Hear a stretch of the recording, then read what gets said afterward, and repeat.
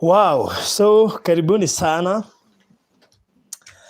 Welcome. Na mnikumbusha leo lazima niongee ile lugha yetu na mama. Ndio nisisahau kama last time. Hata kwa shamba nilikuwa nishasahau. So karibuni sana. Na what is today? What is the date today? Friday. Yaani mwalimu akiuliza hivyo mnajibu tu Friday. When is the date today? Today. Kwanza imagine young blood anasema ati Friday. Date ni Friday. 18 June. Date ni Friday. 18. It is 18th of Friday 2021. Sawa sawa. Unasema tu hivyo rahisi. Salimianani hivi. Hi. Semeni hi. Hi saidi hii. Upande huu hi. VIP hi. Naona hapo la vijana kasirika. Mbona ananiangalia? Kusikia tu VIP ni hawa. So thank you so much for gracing this event. Welcome to our viewers. Wenye mnatu watch, wenye mnaingia. Karibuni sana. Today is yet another day. Tutakuwa hapa nanyi for quite some time. Na tutakuwa tunaongea vitu mingi sana hapa. Especially kuhusiana na the journey we began the other day. Yes, lakini kama kawaida tutaanza na maombi. Of course, from our very own mom, Virginia Wangari, Kamotho, the mother of 12. Yes. Hey. Lakini by the way, mom, kwa nini unakuwa na energy sana ufupisha usiku? Ai, speed na energy. Sasa speed na energy unasema hivyo na vile I'm so down today. Hata moyo alinileta. Unajua jana sikuingia kupicha usiku. Morning glory sikuingia. So hata mimi nilienda tu kwa Meregetina nikajifunika pap. Nikasema tu nikoje parodi baadaye. But ni Mungu. Sema tu ni Mungu. Yes. All right. So karibuni sana na mtu atag rafiki yake mwenye haoni kwa live stream ili tuweze kuenda I mean we to have show ya leo na tutaanza na mam ndio aweze kuwasalimia watu na nafikiri after salamu atuombe and then after kuomba yeye ndiye ataanza introduction so that atuambie kwa nini tuko hapa.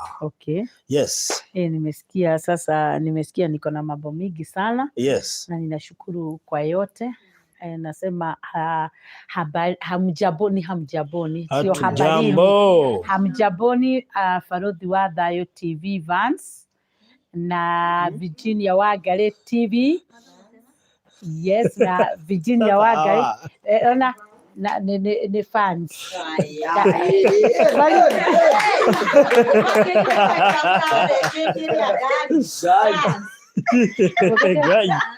Wali huko no. Mungu nisaidie nisingoe. Na Virginia Wangari TV. Yes. Family, we are family. Nyinyi wote nawakaribisha, nasema ni asante sana. Hapa ni nyumbani kwangu. I'm the CEO here. I'm the director here. Wow. I'm the first lady here. Wow. I'm the queen of the house. Oh my goodness. So kwa hivyo mbarikiwe sana na musikie mko nyumbani. Nyanyoka lia hapo chini uonekane. Okay. Usigoge vitu. Sikae juu sana na watu wote wako karibu. Na wenye pengine walifika mapema wanaweza andalia wale wanakuja wakiingia wakae front ndio wale wanakuja wakuje wakijipaga. Yes. Na wenye wako na kule kwa kitchen kuna mkimo huko, kuna tukabeji hapo. Kwa hivyo mnaweza kuwa mkipatia watu wa Mungu. Kwa hivyo karibuni sana na maji ni mingi. Kwa hivyo wacha ni kwanza tuitishe the presence of God ndio tukaweza kuendelea mzuri. Unajua wakati wowote tumeinvite God mambo yetu itakuwa sawa sawa. Kwa hivyo wenye wako online wote wenye hatuwaoni wekeni hata mambo yenu kado. Wafunge macho kwanza. Wafunge macho tuamini na tuombe. Na hata wenye tuko na wao hapa wenye wako na simu kila mtu aweke simu yake chini na tuamini na tuombe. Father, in the name of Jesus Christ, we come before you. Tunakushukuru, tunakuabudu, tunasema ni asanti. Asanti sababu tunajua kuna wengi sana tuliamuka na wao na bado hawakufikisha hii masaa. Tunasema ni asanti sababu uko na sababu ya kila jambo. Wengine kwao ni usiku, wengine ni mchana, wengine wanaamuka. Lakini sisi wote tunajikabidhi tu mikononi mwako. Ukue nasi na utembee pamoja nasi. Ni asanti Mungu kwa sababu ya hii safari tulianza na wewe. Ulijua hata wakati tulizaliwa, ulijua kuna safari tutaenda na ukajua siku ya leo tutakuwa tumekusanyika hapo. Hakuna mtu hata mmoja amewahi kuwa hata na ndoto, Mungu wa ajabu. Tunajua kuna ndoto mingi sana na kuna watu wengi sana wanatabiri mambo tofauti. Lakini hata wakati tulikuwa na vita, hakuna mtu aliona ile vision ama ile hii siku ya leo. Kwa hivyo tunakuambia ni asante sababu ulijua. Umetukuka Mungu wa ajabu sababu wewe ni baba yetu. Ndio tunajikabidhi tu mikononi mwako. Hii kazi Mungu wa ajabu, we invite your presence, tunataka tu kuenda na wewe. Na tunajua kuna mambo mingi sana inaweza tokea kwa hii safari. Lakini Mungu tunajua tukiwa nawe tuko safe. Na tunajua tuko secured because of you. Tunajikabidhi usiku wa leo mkononi mwako. Tunakabidhi hata Farodhi wa Thayo onto our able heart, God Almighty. Utuweze kutuongoza kwa kila jambo yenye tutaongea hapa. Na hata vile tutajitolea na mali zetu, Mungu wa ajabu, na mioyo yetu na maombi yetu, pokea sababu wewe ni Mungu. Kwa hivyo kuna wengi sana wanatutazama wakiwa na maumivu ya mwili. Mungu wa ajabu, relieve the pain sababu wewe ni Mungu. Wenye wako na stress sababu hawana kazi, Mungu wa ajabu, wanapotutazama Mungu wa ajabu, watembelee Mungu wa ajabu na wafungulie mlango ingine. Wenye wanahitaji promotion, wamekaa sana wanahitaji promotion, God Almighty, watembelee sababu wewe ni Mungu. Tutembelee wenye watatutolea, wenye watatuombea, wenye watatusupport na maombi na kushangilia, Mungu wa ajabu. Wote tumejikabidhi mikononi mwako. Tembea nasi sababu wewe ni Mungu. In Jesus name, my God, we pray and believe. Amen. Wow, thank you so much. So we are back again. Na thank you so much. Tutaendelea, wengine wakikula, wengine wanafurahia, wengine wanatoa smile, wengine yes. So na by the way tuko na wasanii kwa nyumba. Ndani ya nyumba tuna wasanii mashuhuri katika Kenya na pia Afrika Mashariki. So tutaweza kujuana moja kwa moja. Imagine mna nafasi ya kupatana nao moja kwa moja. Sio kawaida. Moja kwa moja na wasanii shupavu, mashuhuri, wanaong'aa. Ni kweli. They are shining, wanaong'aa. So tutaweza kuwajua leo, wataweza labda kutuongea mistari miwili mitatu. Ni kweli. Kwa ajili Mungu ametupea nafasi hii. Amen. Na pia tutaweza kuwa na nafasi ya kila mtu kuonyesha kipaji chake. Kwa hivyo iwapo uko hapa na una kipaji, keti nyanyo, keti nyanyo, keti, usiende mahali. Wewe unapenda kuenda sana. Leo huendi mahali. Unataka nini? Unataka nini? Watu wakae na usigogeshe hapa, unasagusha. Anaendea nini? Ulikuwa unataka wapi? Hapana, hata umetumwagia maji hapa. Wewe ndio umemwaga juu ya haraka, unaenda wapi? So najua unaendea flash, hatusikizi huko. Si uko na sauti. Leo inatoka kutoka hiyo sauti ya direct. Si ndio? Ni ukweli. So and I'm hoping Mungu akisaidia next time tutakuja na nini zote za kuongea mpaka Mungu atasaidia. Yes.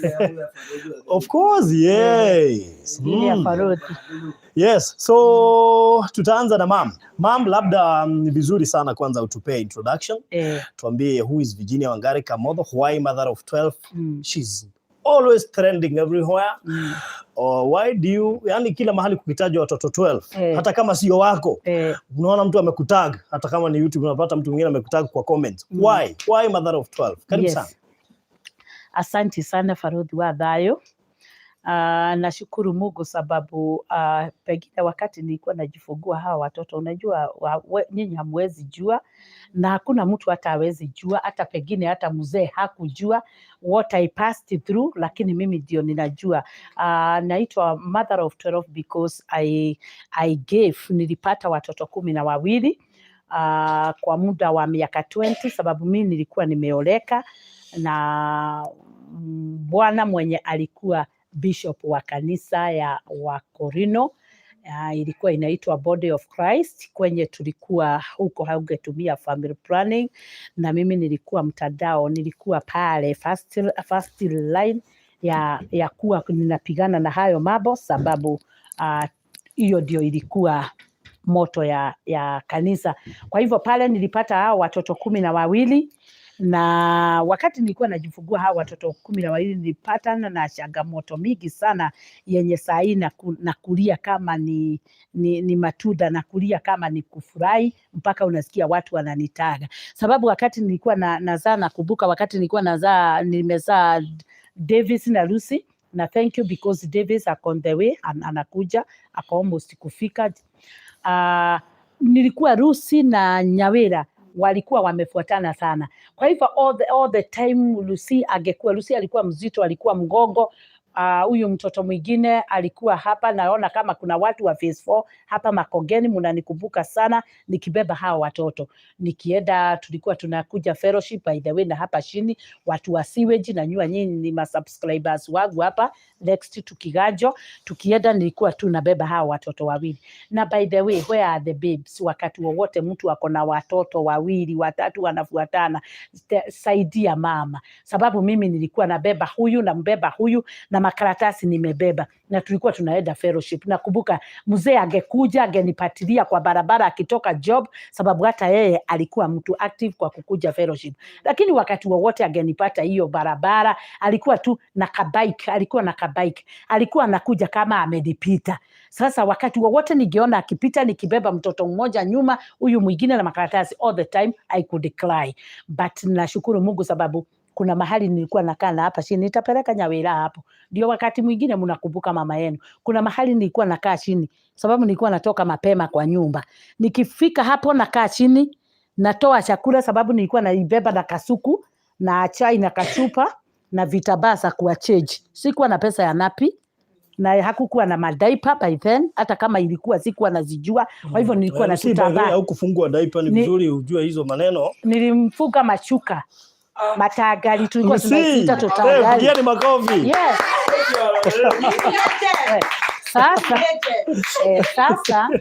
Sasa wakati wowote mnyamaze, mimi ndio naongea. Wacheni sijamwambia, mumwambie mimi ndio namwambia. Kwa hivyo wakati wowote nilikuwa nafika pale, nilikuwa naweka mtoto chini hapo, ndio nilikuwa na wachejia na wacheji na wapee food na saa hiyo baba yenu washapita na wapee food na nini, ndio wasinililie pale na wabeba tena naenda. Kwa hivyo mimi kuna kasafari nilipitia na hawa watoto wangu 12 up to the moment nilifikisha watoto 11. Ndio kukakuwa na hiyo kanisa nilikuwa nikienda, ilikuwa na vitu tunaita unabii, prophecy. Kwa hivyo unabii tu ingetoka. Na sasa unabii ilitoka, na ilitoka kwa mother of 12. Mother of 12 ikasemekana mtu awende afungulie nani. Sasa huyo mother of 12 ikasemekana huyo sio bwana yake, huyo mzee, kukasemekana mimi sio bibi yake, na sasa mimi sina ushuhuda wa watoto. Ndio hapo ndio nilirushwa nje.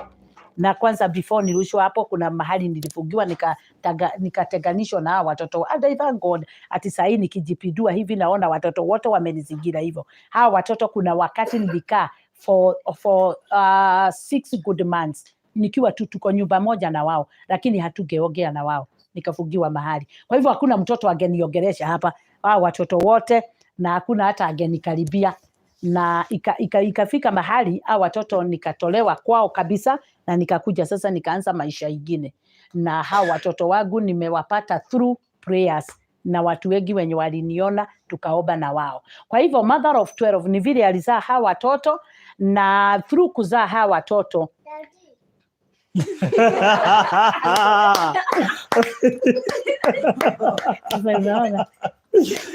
yalikali. Wow, okay. Anatabua. Bokewe mwana. Oh yeah. Ambo ke muruguo. Oh yeah. Amo to ne ide na ngoko igwa gakeria. Oh yeah.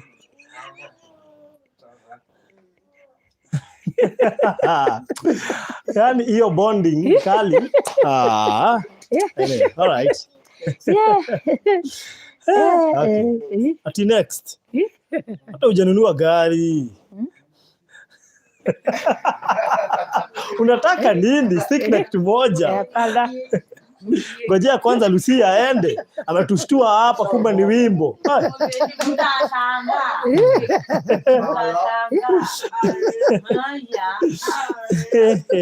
Haya, mama endelea. Ndio kwangu kijetie tondu. Tumarere. Mafamilia imeigiana. Tulikuwa pale, ulikuwa una struggle kuwapea. Ulikuwa hapa kwa prophecy. Kwa prophecy. Yes. Nilikuwa hapo kwa prophecy na prophecy imekuja. In fact ulikuwa pale walikuwa wanafungiwa mahali hungeongea na wao. Yes. Na nikafika hapo nikafika mpaka sasa vile nilipata hawa watoto. Na vile inaonekana wakati nilitoka kwa ile nyumba ndio sasa unaona nikijengewa sababu vitu zangu silifamiwa na one of my friends. Ne mugotiga kwaria nigetha mundu a concentrate mkue to focus kwanza naongea mambo yenu nyinyi mkiwa wawili. Hata David tumesikia kwanza siku wafuga na peni nilifafuka. Kwa hivyo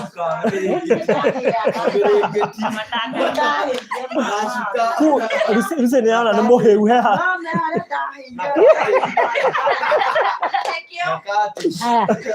Nyama sana ni ogwa. How do you feel ukiwa umezingirwa na watoto wote? Si unaona hapa unaweza jua mama ni mgani.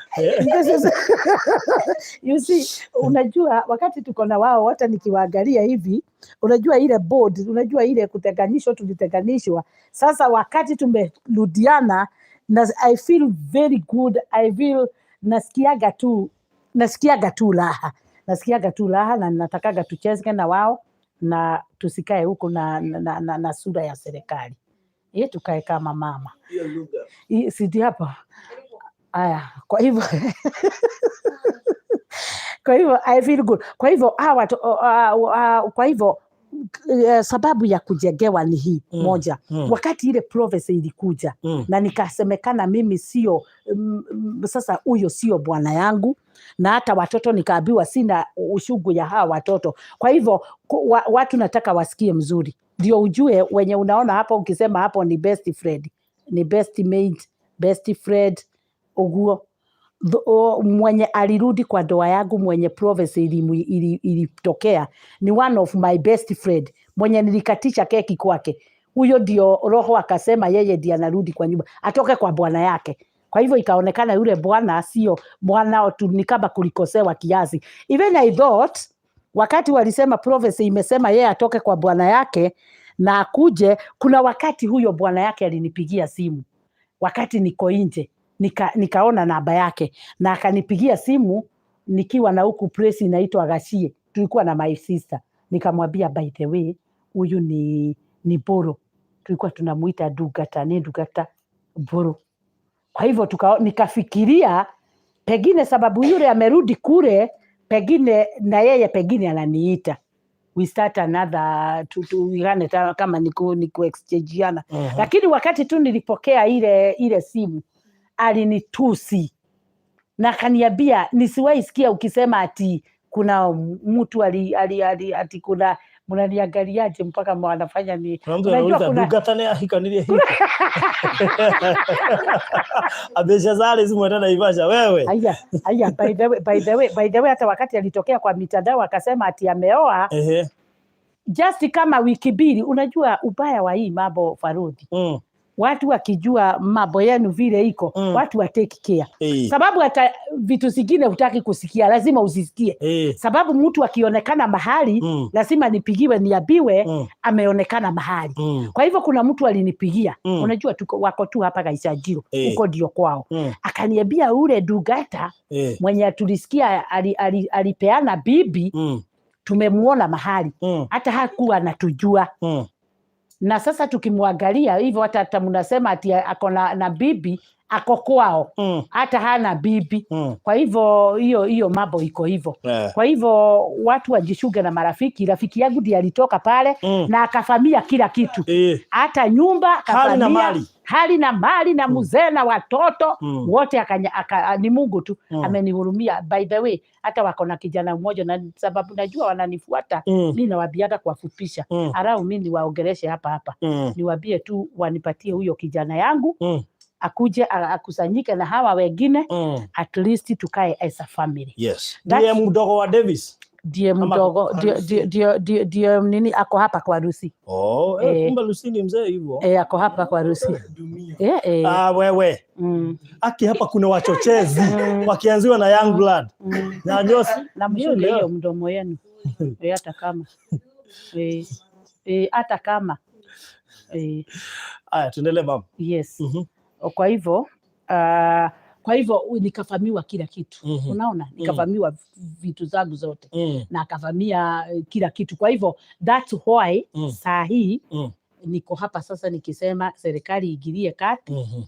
Watu wa online wakanionea huruma ndio wananijengea.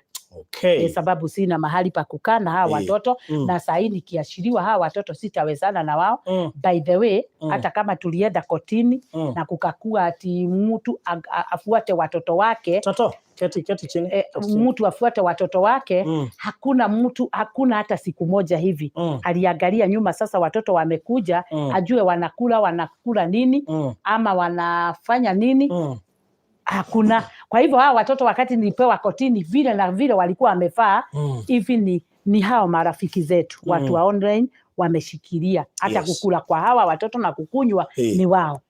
All right. Yes.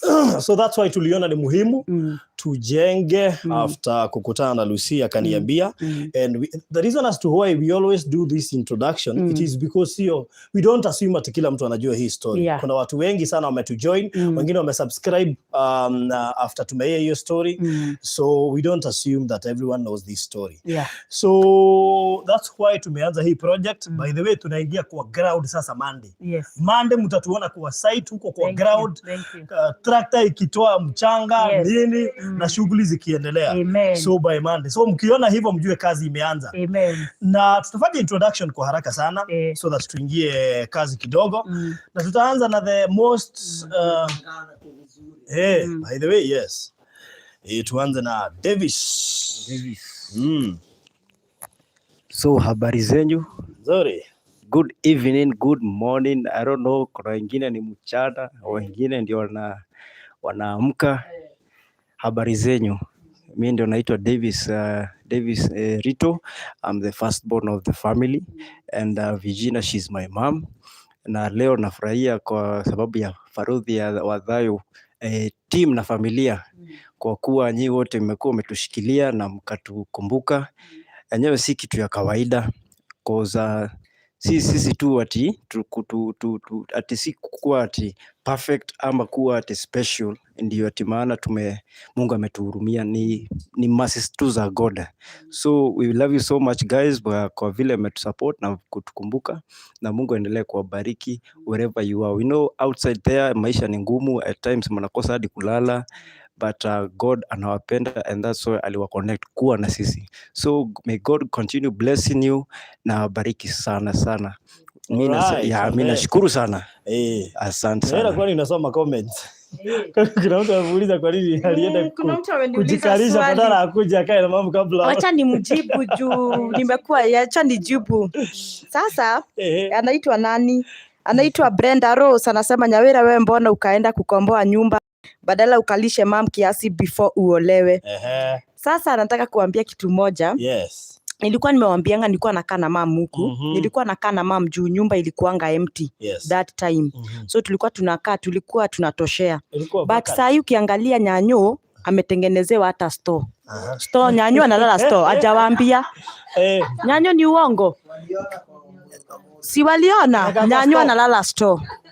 So mimi nikaonelea sababu nyumba ni kidogo. Mnajua hata hii nyumba mnaona ikiwa kubwa, Farodhi wewe unajua ni 2 bedroom. Yes. Unajua bado mama analala na hao watoto. Vitu zake zote ziko huko, mpaka zile za siri ziko huko. Sasa si unaona sasa na mimi niko na machines zangu. Za siri kama title deed. Title deeds. Tunaongea kuhusu title deeds. Hiyo ingine ujieke. Microphone ya fupisha. Sasa kama nyanyua analala store na mimi.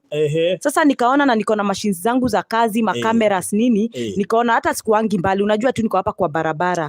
Hapa kwa mama. Na hata umenipata huku. Leo nimeshinda huku. Tumeshinda usafi huku.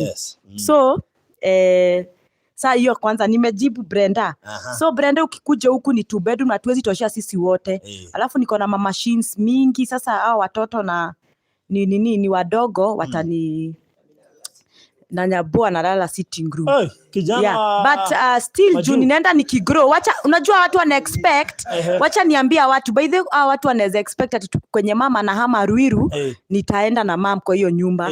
Yes, najua nyumba ni kubwa but sitaenda. Sikupeleki by the way. Sasa nimekuwa mtu mwenye anatambaa hapa na pale. Kama umeweka wimbo na ile trend kutrend. Imagine.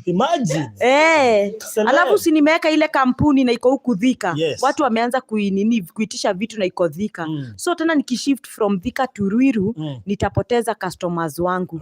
Sasa si ndio kwa maana. So na wewe ni msanii. Na mimi ni msanii mkubwa. Kuna wimbo mpya umetoa leo. Leo kwanza hiyo kwa ameona. Wimbo unasonga kusonga. Ya harusi. Ya wedding song. Stanza ya kwanza. Tujue kama ni producer. Sikia. Tujue kama ni producer alitengeneza sauti ama iko. Hapana mimi nakuanga na sauti. Twende kazi. And I promise forever nitabaki kuwa na wewe. And I promise bila wewe hiyo ni kiwewe. Ni mimi na inaenda hivyo sasa hivyo na hivyo.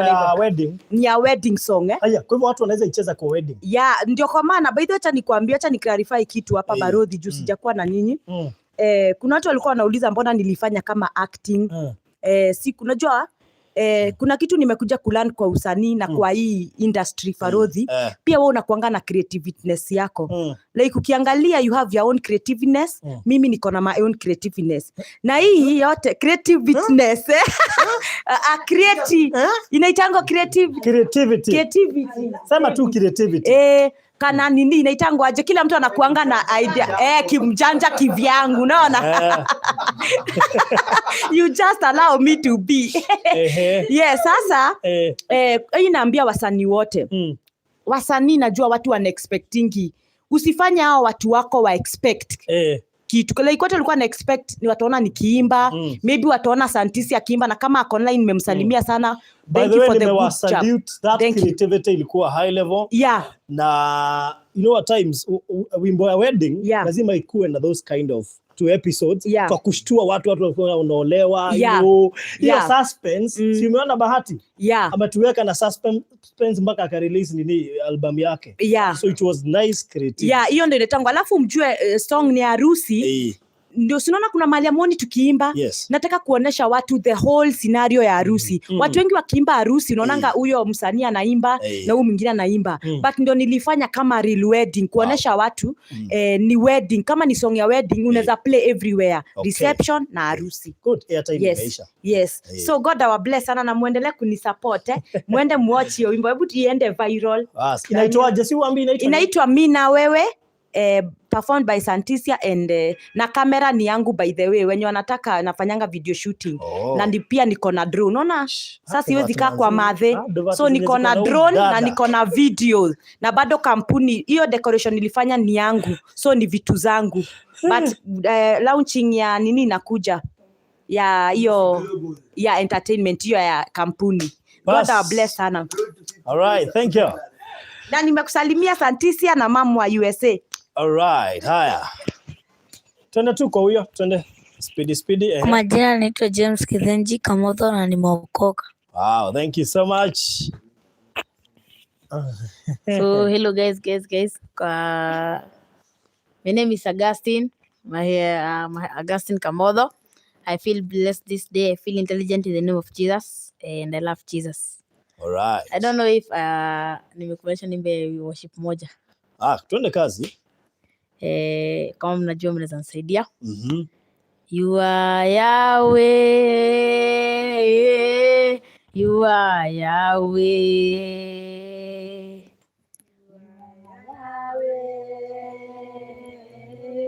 You are Yahweh. Haya, kids. Na wenye anaingia shule ni vizuri pia mtaje. Yes. All right. Bwana asifiwe. Bwana asifiwe tena. Kwa majina naitwa Grace Wambui Kamotho, aka Wambo Kamotho, na ukipenda Tiny Dimples, especially Tiny Dimples. So I am also feeling good in Jesus name. Mnacheka nini? Tamorie. Kama hamna dimples, acha ringe nayo. Nini hata kama ni moja ni nini mnadharau moja? Madharau.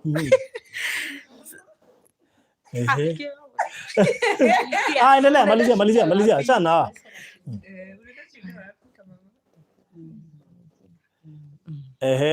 Jessica.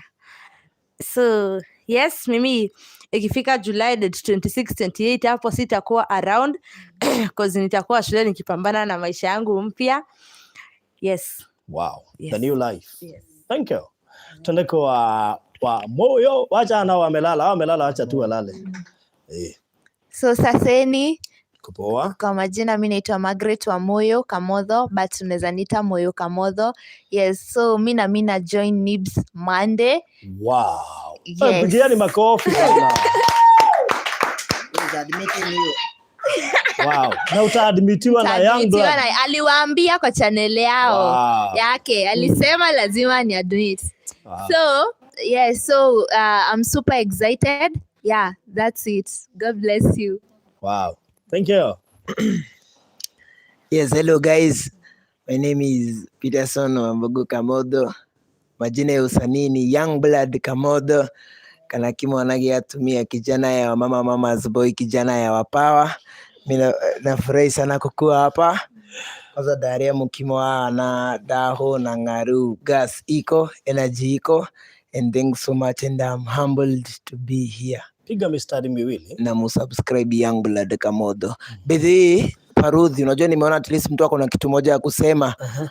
Wasi wamekam sana kwa DM ya pale YouTube. Niliwaambia na wachapia ngoma ya Doita. Tunaichapa na Davis Rito. He's in the house. Goodness. Tunaimbia Doita, tunamuitisha tukiwa na Davis. Hiyo ngoma itakuwa ile kali sana. Tayari tushafika huko. Sasa muongoje tu video. Hiyo ngoma itakuwa noma sana. So tufike pale Young Blood Kamotho, to subscribe. Ring the bell ndio hiyo ngoma ikitoka ukue among the first 10k people to view. Sindio? Na to like, to comment, na to share. Tunawapenda sana. All right. Yeah. Good. Aya, ugonge hata mstari mmoja. Umesahau wewe ni mwimbaji. Mimi ni mwimbaji mwingine. Mstari mmoja ile song ulitoa juzi mkono na Nyanyo. This is the day that the Lord has made. I'm dancing along to the rhythm in my head. I'm so far away. Kingly meditation, the beauty and the nature, so wonderful. Big ship sailing on the ocean. God right, no commotion. Mina me life, I am blessed. When God say, none can contest. Oh yeah, da Africa ma, hongerama, hallelujah rising. Tusipotoshwe na mila. Tuokoke na tuache ukabila. Thank you so much. Thank you so much. Patia hawa, tumalizie na hawa wawili, wengine wamelala. Yes. Jina naitwa Njimara Moi Grace na nimekuka na Yesu ni Bwana. Wow, Yesu ni Bwana. We. Naitwa Tuko Kamotho na nimeokoka, Yesu ni Bwana na nikana wimbo. Uko na wimbo? Chapa wimbo. Today is my favorite day. God make a special day.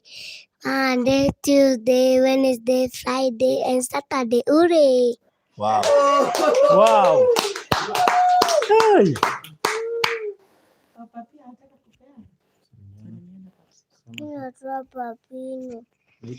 Papino. Wow. Thank you, Papino. Mwenyewe yako in the house. So turudi kwa mam. So mam, update the progress kwenye tumefika kutoka wakati tulikuja mahali hapa. Yes. We bought the plot. Tulinunulia papa hapa na watu wenye unaona tu hapa. Tukanunua plot. Tuka anoint the plot wakiwa tu hapa. And we said after the Monday event we shall be back here. Yeah. Na tuweze kuona vile Mungu atatusaidia kufanya. So after ilikuwa the other, I think last Monday or last Friday, the other week, si ndio? Tulikuja tukapata around 4 something, si ndio? Yes. Around 400 and something, 452. All right, alafu ikaizidi kuongezeka. Yes. Ikaongezeka hadi ikafika wapi? Ikaongezeka mpaka tukafikisha 945. 945. Yes, 945. So right now tuko wapi? Mpaka sasa hii tuko 975. Tuko 975. Yes. Now listen guys, tunataka ku make sure hiyo nyumba kabla ianze Monday, juu tunaingia kwa site Monday vizuri sasa, tutakuwa na karibu 1.5, si ndio? So tuko na deficit ya ngapi? 500 and around 500. Bana. Si umesema 75. Sasa tena unasema 45. Si umesema 975? 525. So tunahitaji 9. Tunahitaji 525. Yes. Si ndio? Yes. So ningetaka Davis aongea kitu kuhusiana na huo mjengo kabla tuanze kupeana namba hapa, kwa sababu the reason as to why inasema Davis yeye ndiye tunasema yeye ndiye sasa wako na mam karibu sana ku make sure hiyo mjengo imeisha, and we thank God for everything. So Davis, hapo unaweza toa sauti kidogo kabla tuanze hii safari? Yeah, sure. Na pia baraka kwa watu wenye wanatazama na wenye wamekuwa kichanga. Yes, naweza washukuru labda. So how are you guys? Kwa majina tena naitwa Davis Rito. Mimi kama firstborn wa Virginia Kamotho, kwa sababu Kamotho ni yeye alifanya mkatujua. Yes. Mimi narudishia Mungu shukrani na wabariki sana kwa enyewe imetutoa mbali sana, na kama si nyinyi enyewe sidhani kama hivi venye tuko na furaha hivi kama hii furaha ingekuwa, cause tuliwaambia kuna time tuliishi ile maisha ya shida, ile design yani unapata nyumba ni ya mabati inaingiza sewage, wa mapanya mnapitana na mapanya huko ndani, yani una imagine ukipitana kwa mlango unaingia nao panya ndio inatoka.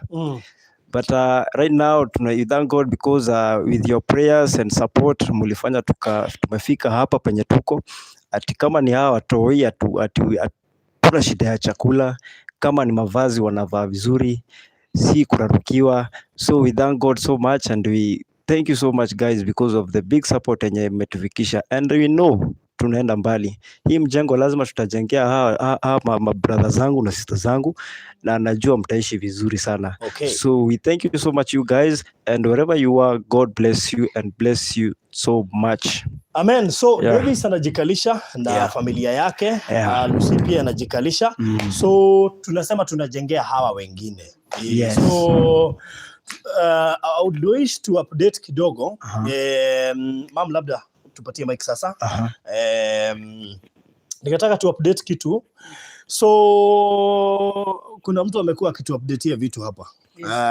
Is there any update kabla nipeane yangu? Haya, kuna update yote. So ma'am, we announced, no, you have to give previous updates za wenye walikuwa wamepromise vitu, so that we are able to know where we are. So utachukua microphone kidogo. Wewe ndio utakuwa announce vitu hapa. Yes. So like nisome zote. Wenye walikuwa wamepromise ndio pia wakumbushe, alafu niseme wengine. Yes. By the way, everyone mwenye ana watch, feel free to promise anything, to pledge anything, hata kama ni pesa. Kwa sababu last time nilisema hivyo na kuna mtu alijitolea kitu, niko karibu kutangaza saa hizi. So tuambie alafu nitatangaza. Yes, so kuna Anthony Wagura alikuwa amesema atatoa all doors of the house. Wow, all doors of the house ni ule wa industrial area. Yes. Alisema tutaenda huko tu wakati ukikaribia to select ile door mzuri. Actually milango yote ya ndani yeye ndiye alijitolea kutupatia. So we thank God for him na azidi kubarikiwa. Freshia Hutchinson alisema nitatuma but si leo Barodhi. Alright. Yes, then we also have Jacinta Mongai alisema mine will send next week. Gloria akasema Gloria Mwikali alisema mi natazama but nitatuma na sitasema ngapi. Haya, Angoge akasema nitatuma kesho. Naomi Wangoi akasema I'll send mine on Friday. Penina Benjamin yangu iko njiani nitatuma. Jovic Pri nimesema send mine for 10 bags of cement. Florence Kishida cement 5 bags. HG huyu alikuwa ameshatuma. Then na wenye wanasikia majina zao, kama ulituma letter, kwa sababu hatuna hiyo data, kama ulituma letter ni vizuri useme hapa tukiwa live ndio tukutik. Endelea nani? Alice Njeri Mogwero alisema Barodhi ambia Mam Virginia Francis akitoka Hosi nitanunua cement 2 juu najua baraka zinatoka kila pahali sina but Mungu atanipea. Yes. Okay, Yes, then kuko na Lois John alisema will send money but not today but mimi hutuma through Western Union. Alright. Then kuna Monica Mnuna alisema I pledge 2 bags of cement but to God aniwezeshe. I won't mind to pledge more. Mungu akimwezesha. Then kuna First Magi mwenye aliulizanga roofing ita cost how much. Yes, we also have Knighthood Gaming alisema Moyo I usually send with my real name sio Knighthood so kwa mam kesho. Alright. Yes. Good. Na najua kuna watu labda wameupdatewa like huyo wa roofing tulishampatia nini jibu. Najua pia hapo kuna watu labda walitumia mam letter, wataweza kutuambia hapa ndio tuweze kuwatik. So mam tuambie namba yako ndio tuanze safari. Na niliambiwa mama atakuwa akisaidiwa kutaja namba. Mama anachoka sana kutaja namba. Mhurumieni bana.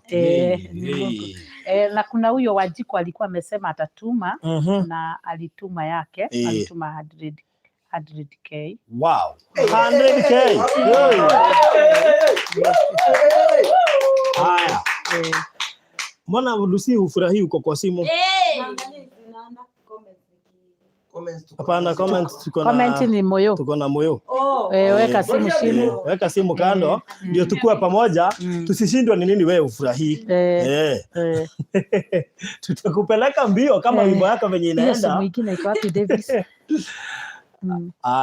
Davis yakalie kiti hapo, acha kuchoka. Chukua ile kiti ukae hapo. Ndio acha kuchoka. Alafu afanya hivi. Change hii namba uweke kwa hiyo. Amekuja na simu. Very good. Itoe uweke kwa simu smart. Hiyo ingine. Very good. Thank you so much. Asante kunikumbusha mama. Namba yangu ya simu. Kwanza tuanze na hii alafu tutazipeana hiyo ingine baadaye. Yangu lazima uspidishe. Iko wapi simu mama? Iko hapo tu. Alright, sawa. So namba ya mam tupe namba. Ni 0706 879 392. Again. 0706 879 392. Yes. Okay, so nimeiweka hapa. Na ningependa kupeana good news kwa sababu gate tushaipata.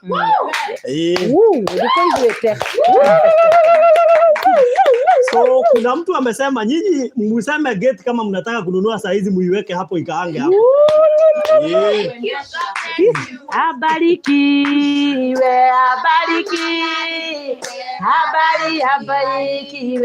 abarikiwe sana. Very good. So hiyo ni gates. I still hope kuna mtu ako na tanki yetu hapa atasema nitawapatia tank. 10,000 liters tank inatoka around 70k, between 65 to 70k. Tank mzuri sana yenye haiwezi kuwa na tuish. So ukitaka kutupea tank inarenjia 65 to 70k ya 10,000 liters. Haya, the next thing Moyo nilituma yangu the same day with the name Priscilla, 5k for 10 bags. Hope Moyo unaona hapo. So nyinyi mna pledge, make sure Moyo ameona na tumetaja so that ikuwe mzuri.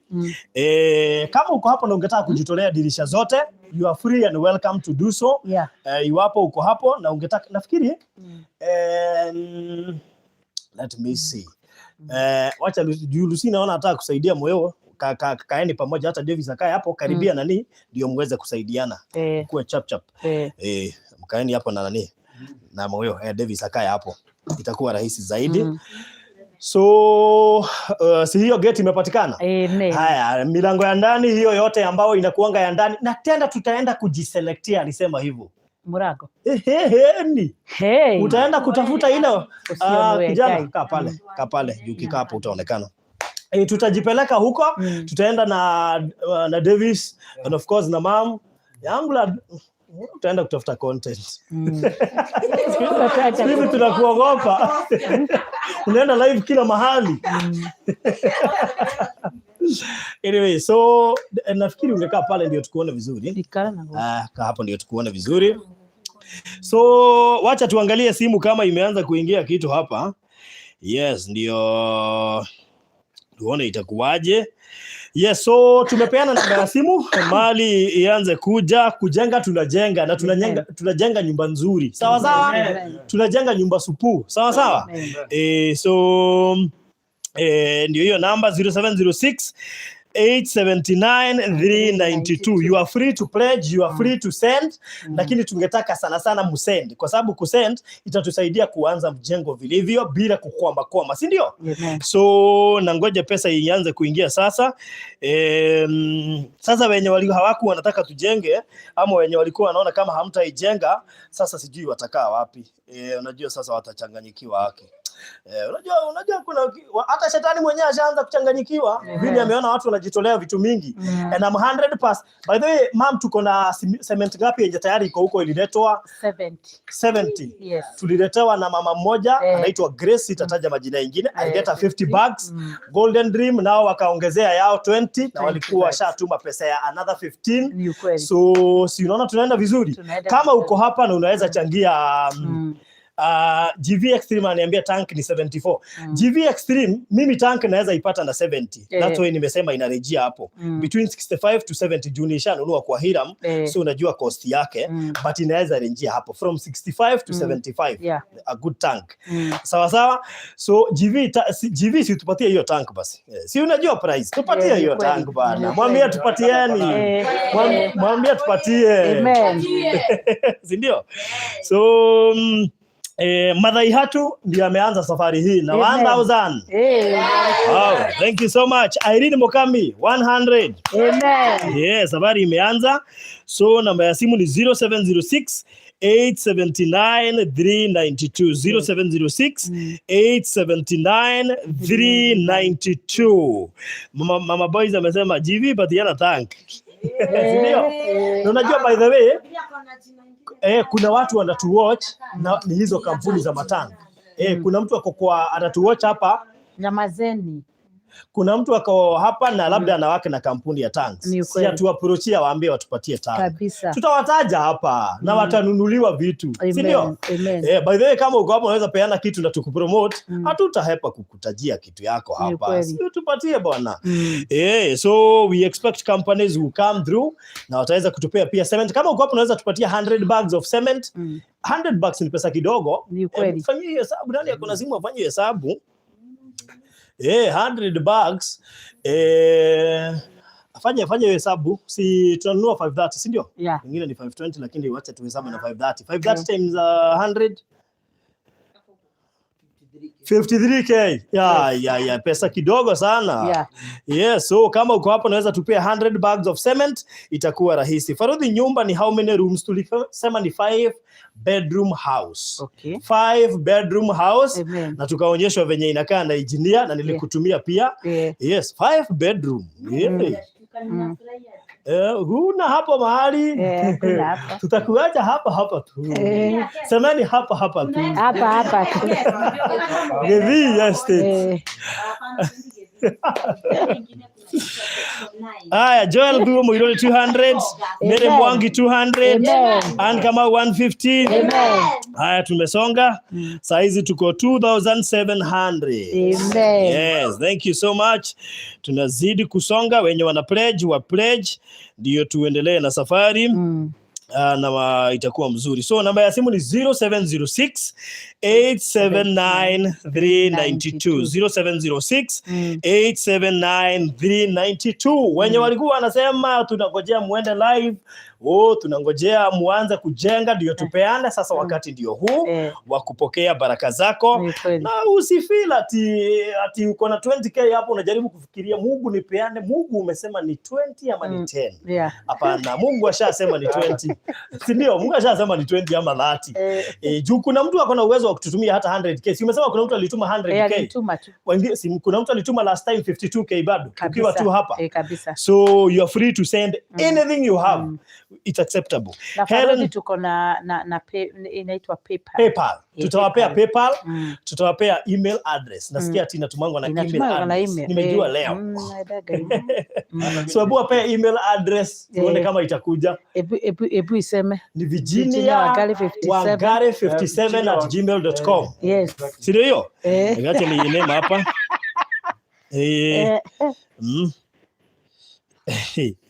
Aya, acha niandike hapa. Iandike hapo. Yes, Virginia. Virginia Wangari. Wangari 57, ndio? Yes. 57 at gmail.com, ndio? Virginia Wangari 57@gmail.com. Hiyo ni ya mtu mwenye anataka kutuma na PayPal. PayPal, ndio? So Helen Kamaja 100. Amen. 2000 Miriam Kimani. Amen. Na sasa tunaelekea 5k. Amen. Yes. Na hamna saiki leo bana. Saiki imeenda wapi? Amen. Saiki iko wapi bana? Saiki iko wapi? Na mmekula masahani tumeziona hapa. Young blood. Sahani imeonga karibu 3. So 0706 879 392 0706 879 392. Virginia Wangari Kamotho. Hiyo ndiyo namba yenye tunatumia saa hizi. Yes, so very soon on Monday mom nyumba itaanza. Sijui sasa tutaiangalia hivi ushindwe. Imekuwa ni safari ambayo labda hata hungeamini ingefanyika. Imekuwa safari labda hata hungefikiria itakuja kuwa. Sijui unafikiria aje kuhusiana na hilo jambo? Hata mimi niko pale, unasikiaga sikuwa na hata mimi niko pale ambayo unasikia mtu unaambiwa ni kama vile ulisikia Sara aliambiwa sasa utakuwa na mtoto. Si unaona hata Elizabeth wakati aliambiwa, si unaona Zakaria alienda akaona kama haiwezekani. Sababu ya vile unaona. Kwa hivyo mimi niko hapo nikiamini na ninaambia tu hata moyo wangu naifunza kuamini. Yes. Okay, so thank you so much. Ebu arudie namba hiyo. 0706 879 392. 0706 879 392. Okay. Yes. So that is the number. Timsisahau na guest rooms and wow, acha nikaribie ndiye naambiwa network leo. Acha nikaribie ndio uonekane vizuri. Sawa. Yes, sasa nimekaribia. Lucy ataonekana kwa video yake.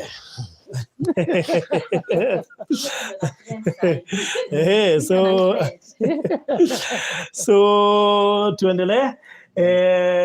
Mtu anaitwa Leonard Gatia 1000. Amen. And Jackson 1400. Amen. Sasa tuko 7000. Amen. Yes. Na ni vizuri tuwaambie unaweza tuma 1000, 2000, 5000, 7000, 10000, 15, 20000, chochote chenye Mungu atakuwezesha. Ukitaka kupledge pia kuna hiyo nafasi, unaweza pledge kama cement, unaweza pledge lori ya mawe, unaweza pledge lori ya changarawe. So na wewe usiende. Last time ulienda hivyo. Bana. Kati hapa. Bana. Chukua earphones. Chukua earphones. Chukua earphones. Chukua earphones. Last time ulituacha hivyo. Tuwezi kuruhusu sasa. Hapana, ni hapa. So 1000 from Ann Thiongo. Amen. Sai tuko 8K. Amen. Amen. Yes. So ma'am tupe namba tena. 0706 879 392. Kila mtu atatupea namba wakati wake.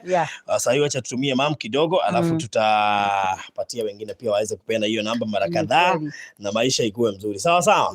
So tunajengea watoto wa Virginia Wangari na tumeamua kuwajengea ili waweze kuseto mahali pamoja, waweze kusoma bila stress, na waweze kukaa maisha mzuri. Na tunashukuru Mungu kwa sababu everything will be possible. Na kila kitu itawezekana kwa sababu tuna Mungu. Yes, so tunapeana namba ya mom 0706 879 392 0706 879 392. So kuna mama wa USA andika hapo. Yes. Anasema atapeana 20 buckets of cement. All right. Amen. So 20 buckets or 20 bags.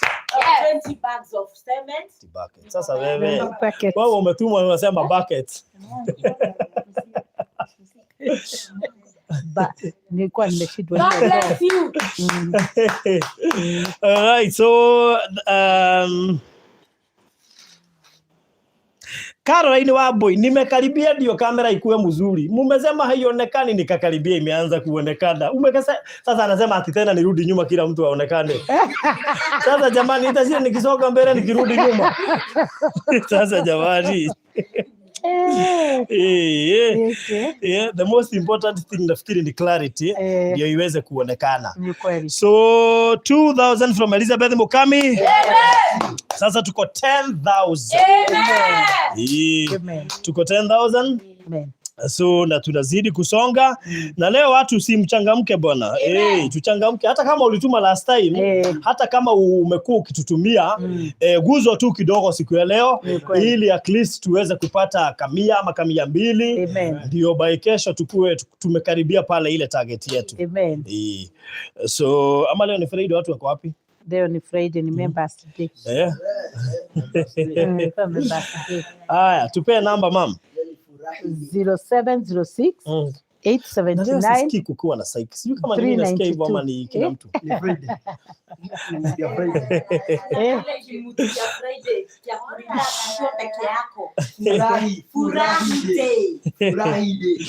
Haya, 0706 879 392 again.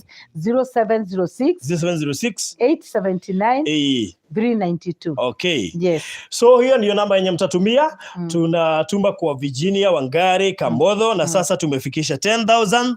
Sasa hii tu tumeanza 10,000 ishaingia. Lakini mbona leo sijaona hata ka 5k? Ka 5k sijakaona. Hata 10k sijaona. Naweza tamani pia kuona 5k imeingia, 10k imeingia. Tujengea watoto. Tunajengea watoto. So unaweza jengea watoto na anything, lakini pia tukiona ka 5k ama ka 10k ama ka 20 pia tutafurahia. Watu wale wa 50 msikwame. Kuja wa 50k wa 100k ndio tuweze kumaliza hii safari. Yes, so Mam, kwa nini ungetaka watoto wako wajengewe? Labda ni vizuri kuambia watu kwa nini ungetaka wajengewe. Shida gani hiyo unaona wanaweza kuwa nayo wakikaa hapa? Yes. Ningeomba tu hivyo watoto wangu wajengewe. Kwanza hapa tumeshaganyika vijana na wasichana. Hata tuko na wao waondoke, at least mtu akuwe na privacy mahali nalala na hawa watoto bado. Kuna wa vijana hapa. Na ni vizuri tu hawa watoto wasikie tu kama wale watoto wengine, sababu kuna ile maisha mtoto wamekuwa amezoea pale. Na sasa wamekuja mahali pengine kama ni kulala, wanalala watoto hawana freedom na kufinyana. Na kila wakati unasikia huyu ananifanya, huyu ananisukuma, huyu kunakuwa hivyo. Na kukanyagana. Hata wakati tunaenda mahali tunaenda kuoea tunaogea sisi wote. Hata mahali ninalala hata ukivaa nguo lazima ukae ukisema usiingie, sababu wanajua wanakaa hapo. Kwa hivyo hata ukiwa ndani huwezi kuwa na privacy, sababu mtoto anakuja tu ameingia, sababu hapo ndio vitu zake ziko. Kwa hivyo hiyo tena ni changamoto ingine iko hapo. Yes. Okay, so nafikiri kila mtu amesikia the reason as to why tungetaka kujengea hawa watoto watoke. Yes. Good. So mwingie kwa Moyo Kamotho, utaona the reason as to why tungetaka kujengea hawa watoto na zile stress na mashida wanapitia. Na tena ni vizuri pia kuwajengea ndio waweze kuondokea hizo rabsha za kusumbuana na nini na nini. Nimeitisha 5K imekamkam. Emily Jogona ametuma 5K. Nani mwingine kama Emily Jogona? Nani mwingine hapo? Nani mwingine? Ategotiri na wako hapo. Bado kilia githwali wega. Wako hapo. Sasa jamani. Wako hapo. Sasa. Sisi kama utaongea ile ukaongea ugagani.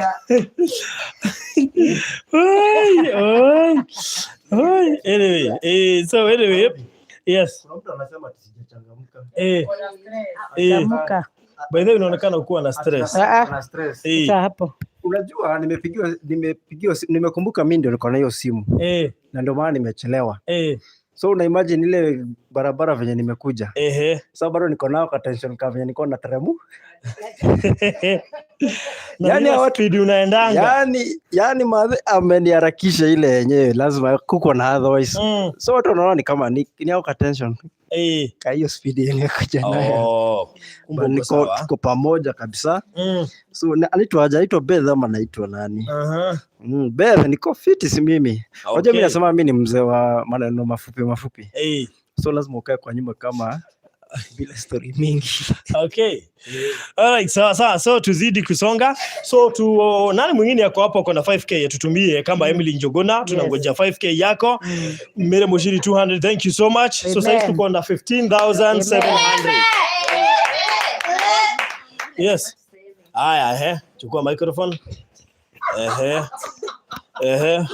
Yes. Santizi ya Kirukipia anasema Lucy, mimi nitaleta chiwawa na German Shepherd for security. Chiwawa ni gani? Kana kambwa kadogo. Sasa hapo kata protect nani? Haya, Santisia ndiye nini? Haya. Thank you so much Santisia. So Banse Nyaga 500. Amen. Nataka pia leo tukue na challenge. Na amen hazikuji. Amen. Zingine zina delay, zingine hata zinakuja siambatani. Okay. So Meremborege ndio anaingia. Amen. Recho Wanjiro, thank you so much. Yes. Kina Mweni Purity, asanteni sana na wengine wenye wanatutazama. Karibu sana. So tungetaka tukue na challenge ya 500, 1000, 2000, 5000 na 10000. Unaweza tuma anything kati ya hapo from 500 to 10k. Hapo katikati. Tunaweza anza hata na 10k tukuje tumeteremka hivyo 5k, 500, 1000, anything you can send kutumia hii namba ya mama. Mtupe namba 0706 879 392 0706 879 392. Yes. Patricia Hall, check PayPal. I have sent $100 approximately 10,000. Amen.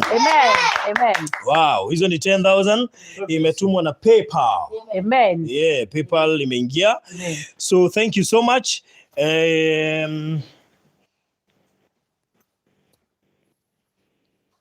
By the way Patricia, by the way umesema Patricia, nikakumbuka ndio alinipeleka step by step kufungua hiyo PayPal.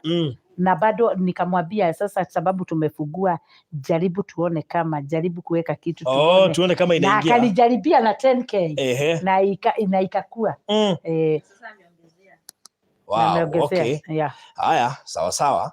So PayPal, mtu akitaka kutuma kitu na PayPal atume kupitia Virginia Wangari 57@gmail.com. Yeah. Anaweza tuma na PayPal kupitia hiyo email. So kama uko na PayPal na huwezi labda tumia M-Pesa au something, unapiga kelele. Haya, so mnaweza basi tuma hapo, si ndio? Yes. Tunangoja 5,000 ziingie, tunangoja 1K, tunangoja 2K, tunangoja 500, tunangoja 10K. Na tukiwa hapo mtu anaitwa Rose ametuma na DTB 5,000 Kenyan bob. Kwa hivyo saa hizi tuko 21,000. Kwa hivyo hako ka challenge ka 5K kuna venye kameanza kuwork. Kameanza kuwork. So hiyo 5K na unajua leo tunaweza sema pesa ya leo ndio iko kule kwa foundation. Pesa ya leo ndio inaingia foundation. So kama unataka foundation ikuwe strong, shikilia hiyo foundation na 5K. Na tuko karibu kufungua ile nini ya online inaitwa mchanga. Wewe mchanga.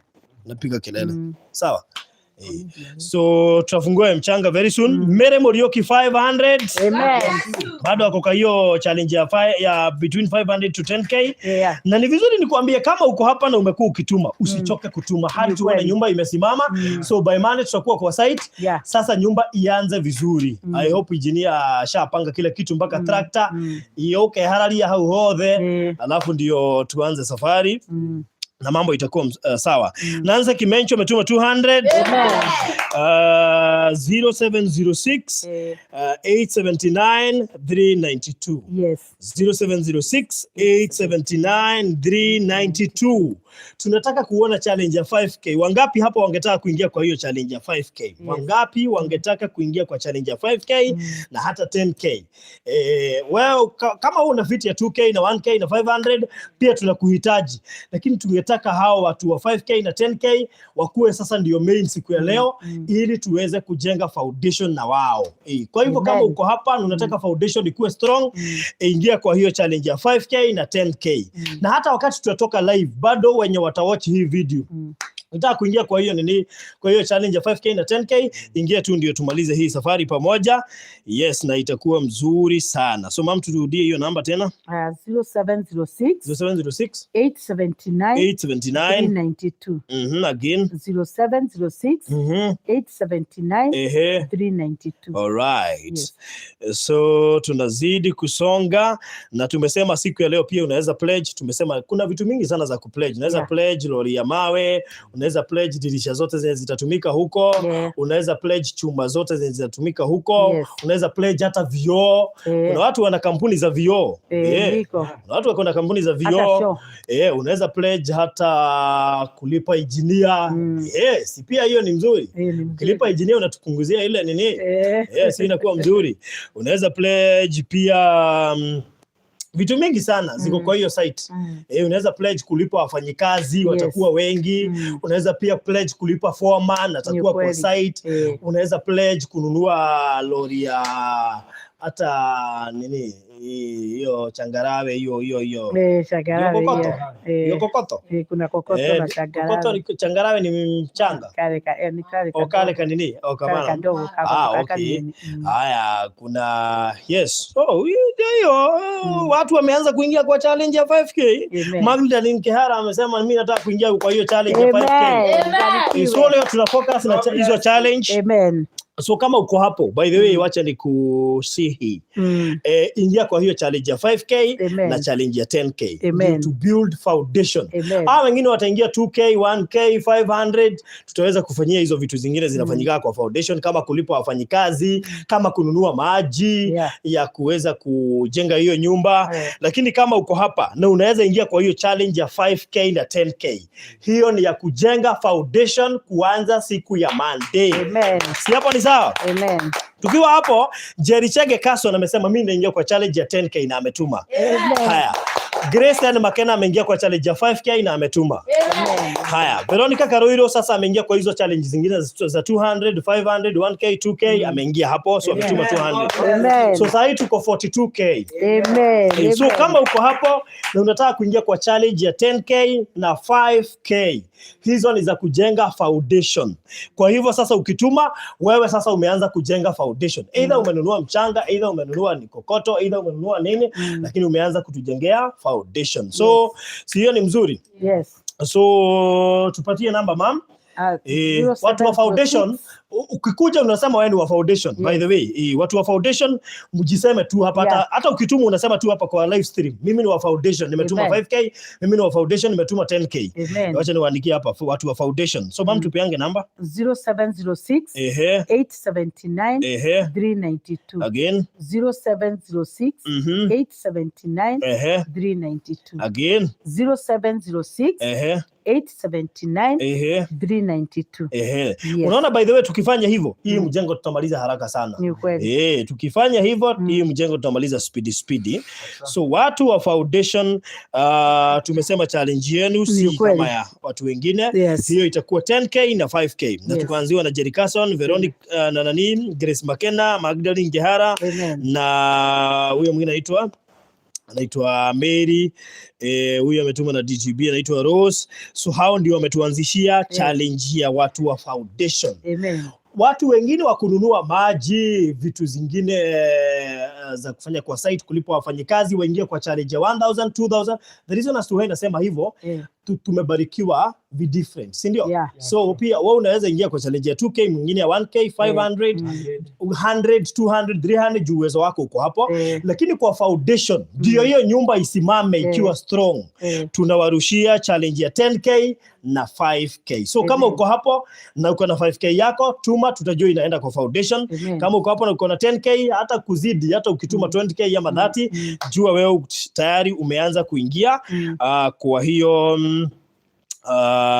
challenge ya foundation. Nimetuma namba na hiyo maneno ikuwe mzuri.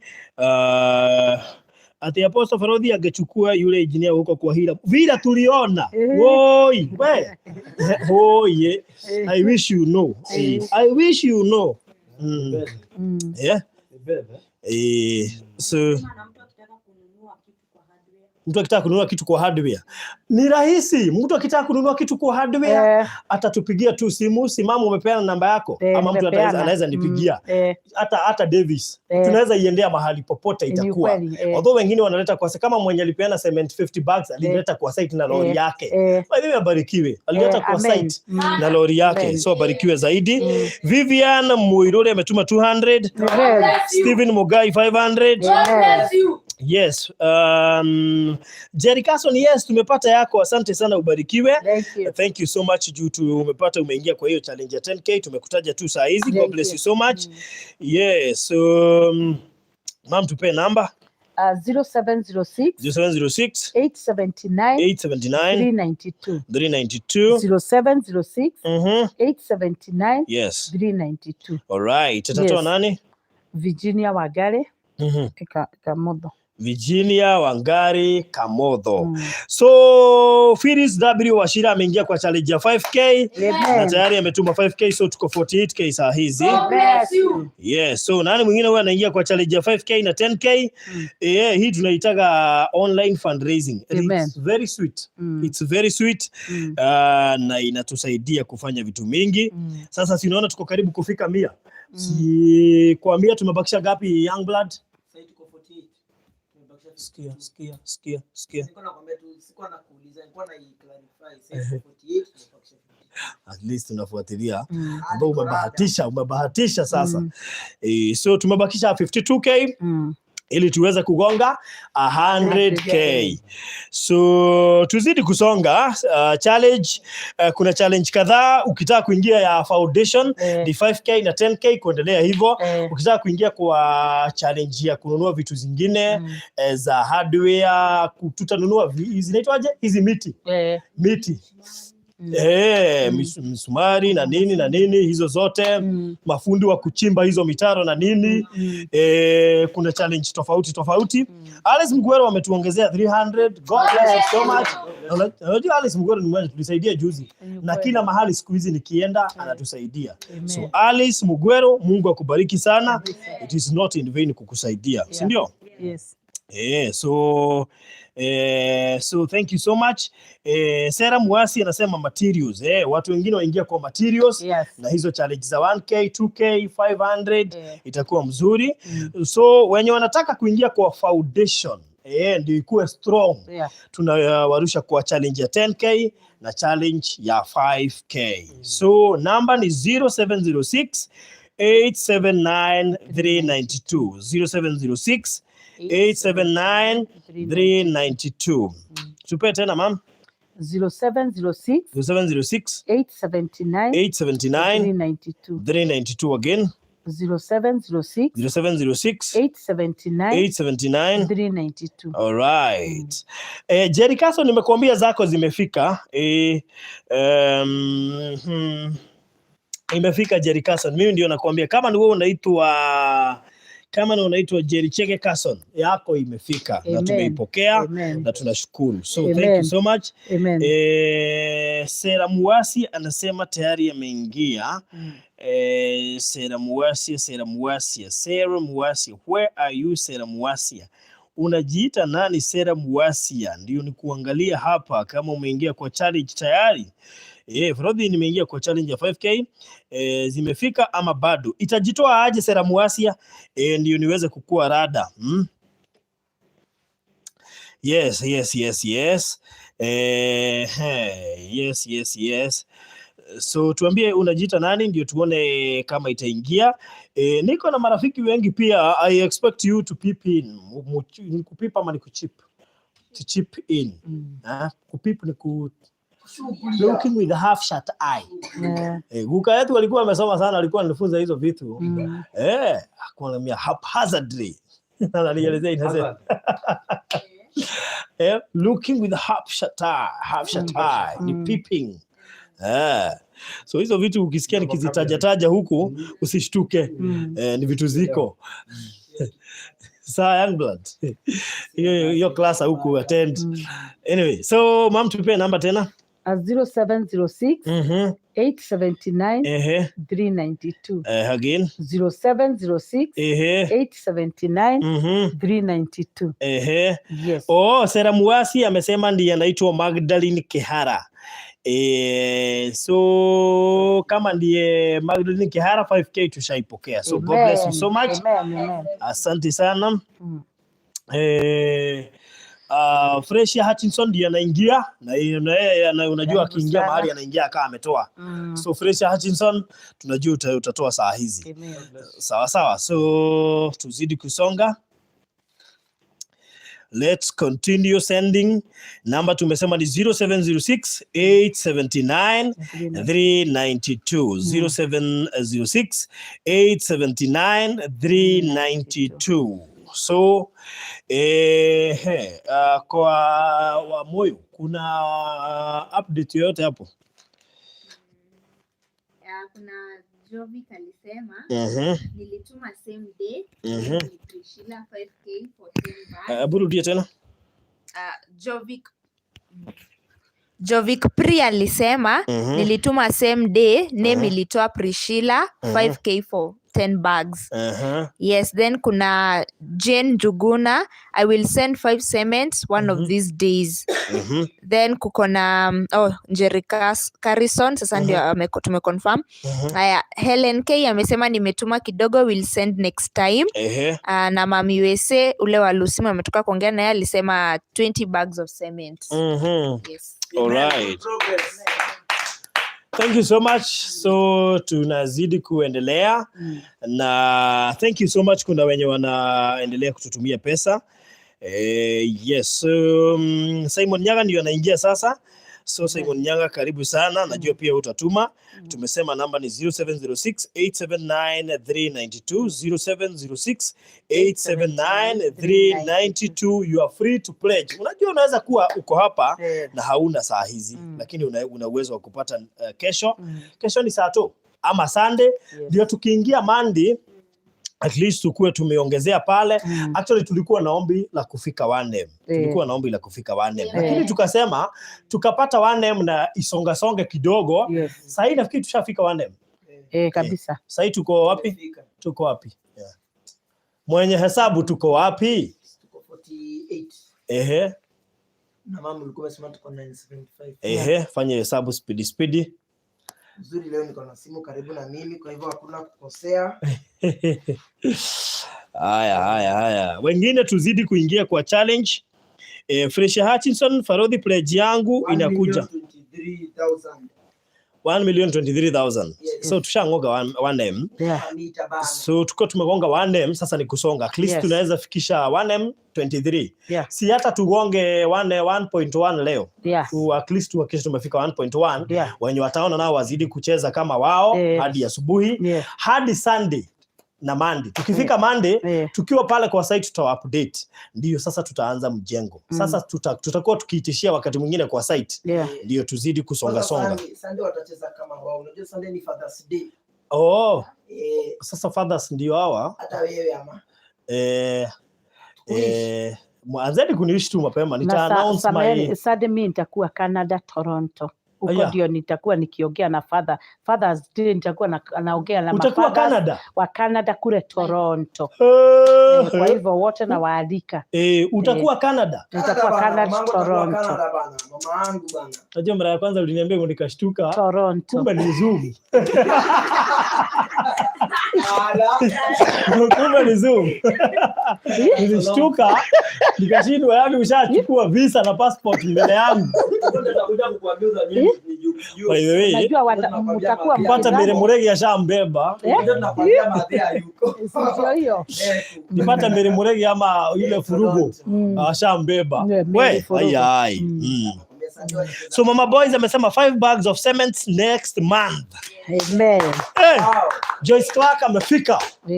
Na ameingia kwa challenge ya 5K. Amen. God bless you. So ufanye hesabu kwa 23 tulikuwa tumebakisha ngapi? Kwa hivyo 23 word 5. Sasa unafanya hesabu gani? 23 word 5 sin 28. Unafanya hesabu ya tumebakisha ngapi? 1M 28K. So tumebakisha ngapi tuonge 1.1? Tunataka leo hata tuonge tu 1.1. 72,000. Good. So 72,000 ndio tumebakisha, tukonge 1.1. Hata tukimalizia leo 1.1 tutakuwa tu tuko sawa. Si ndio? So juu hii wiki nimewaitisha tu pesa places tofauti. At least leo tukonge hata 1.1 itakuwa tu sawa. So hiyo 70K tuigawanyisha watu wangapi? Especially kwa hii challenge ya 5K na 10K.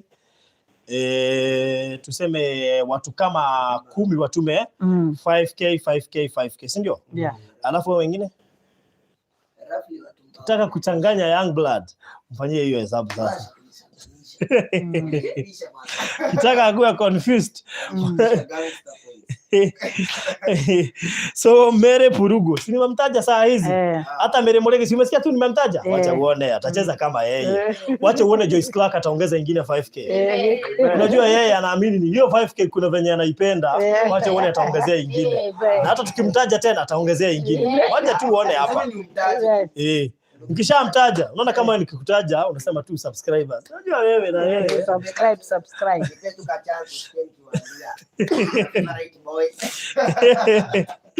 So Mere Purugo si ndio huyo ametuma 5K. So tuko wapi? 28 plus 5 33. So tumebakisha ngapi? 67K ndio imebakia. Nani mwingine anaongezea 10K ama 5K? Uone venye hii hesabu itaenda haraka.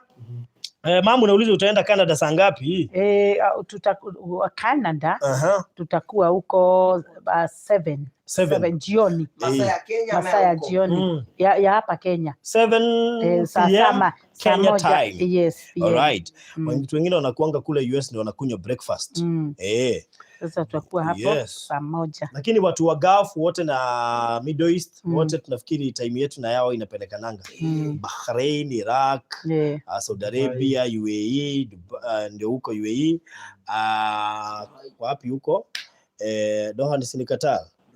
Huko. So ngam tupe namba 0706 879 392. Yes. 392. Yes. Good. So tumesema kuna challenge kadhaa na challenge ya leo tumesema ni ya foundation. Tunajenga foundation na tungetaka uchangie kujenga foundation. Na hiyo foundation tumesema lazima ikuwe strong. So ndio ikuwe strong, ingia katika hiyo challenge ya foundation. Tumesema ni 5k na 10k. Wenye watatuma 2k, 1k, 500 na 300 na 200 na 100 au zitanunua materials. So usisikie uoga kutuma 2k ama 1k ama 500. Tutakuweka kwa challenge ya materials ndio tuweze kufanya hivyo haraka. So tuzidi kusonga. So sasa hivi tuko 58k 733 na tumesema leo tunataka tuonge tu 1.1 na kwa hiyo 1.1 tumebakisha 67k. So 67k ni kitu inaweza tolewa hata na watu 10. Watu 10 tu watukituma 10k 10k 10k 10k na mwingine aongezee ngapi? 7k bana. Ni nini ati 1000? Hey, anyway.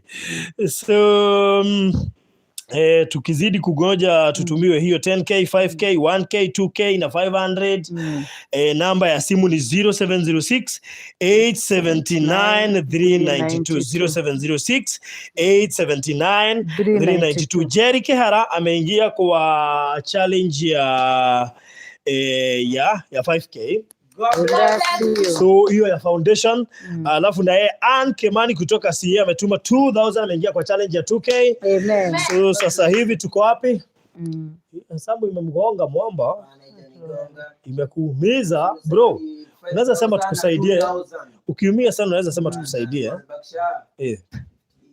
Kisikia maana kusema tumebakisha. Ngonga hesabu na kichwa.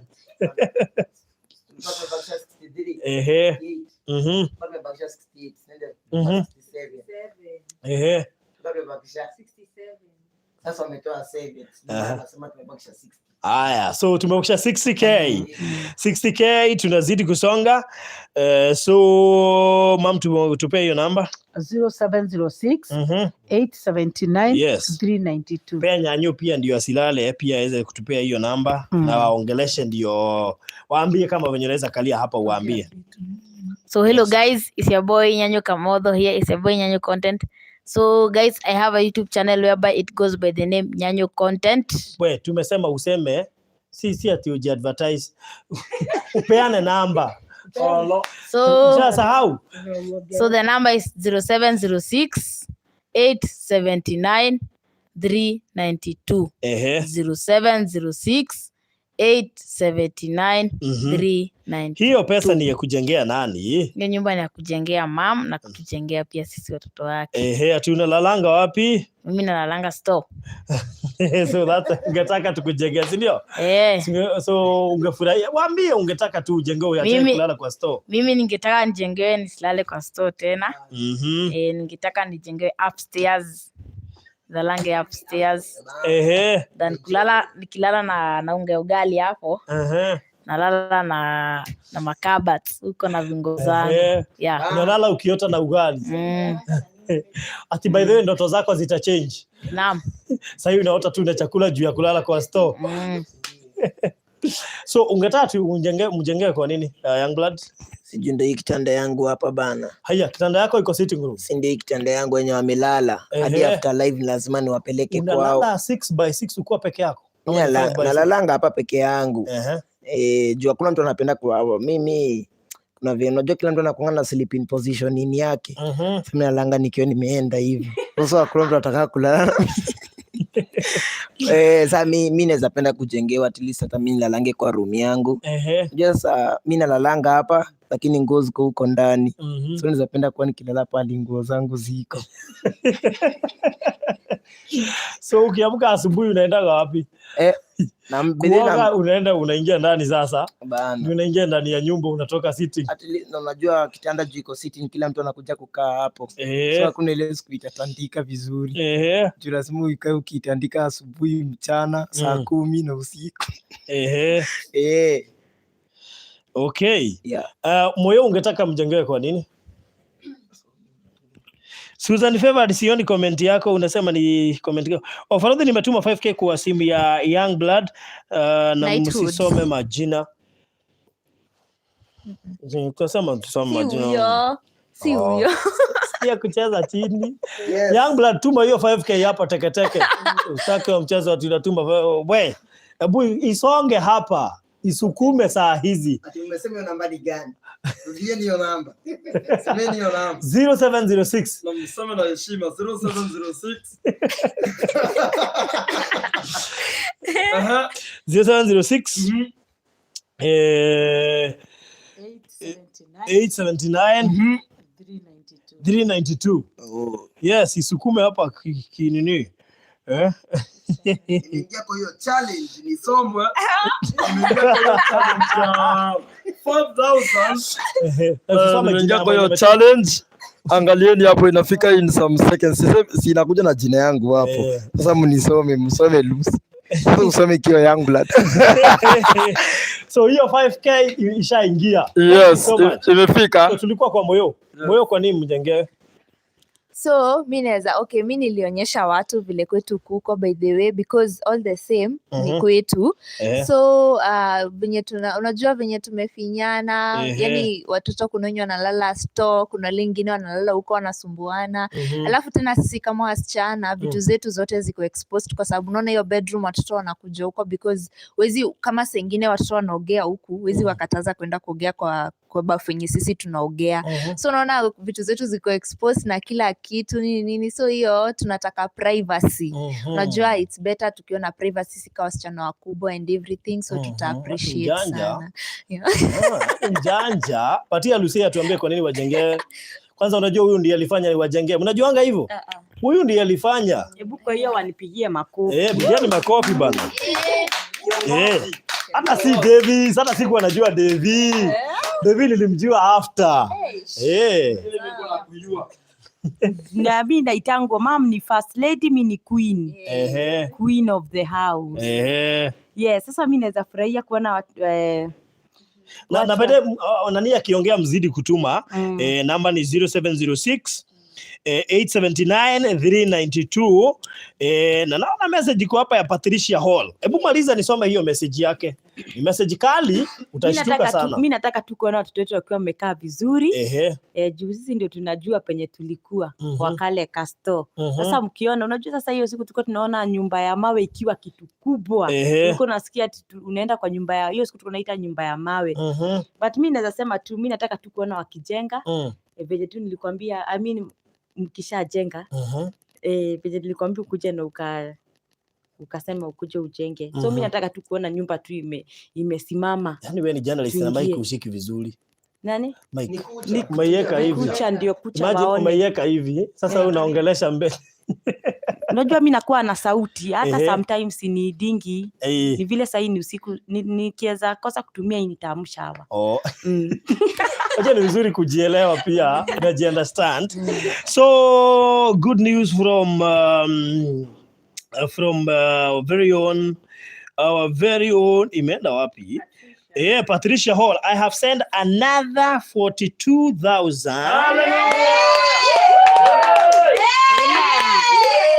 215 to M-Pesa via Western Union. Amen. Haya. Tuko mwisha 55, toa 42. Naona venye unatoa haraka. Naona venye una deduct. Kijana ya pao. Patricia Akib, may God bless you so much. Haya, tukiwa tu hapo, niliwaambia nikitaja Mary Muregi atacheza kama nani? Kama yeye. 10k wakati tulikuwa tunabonga na Lucy. So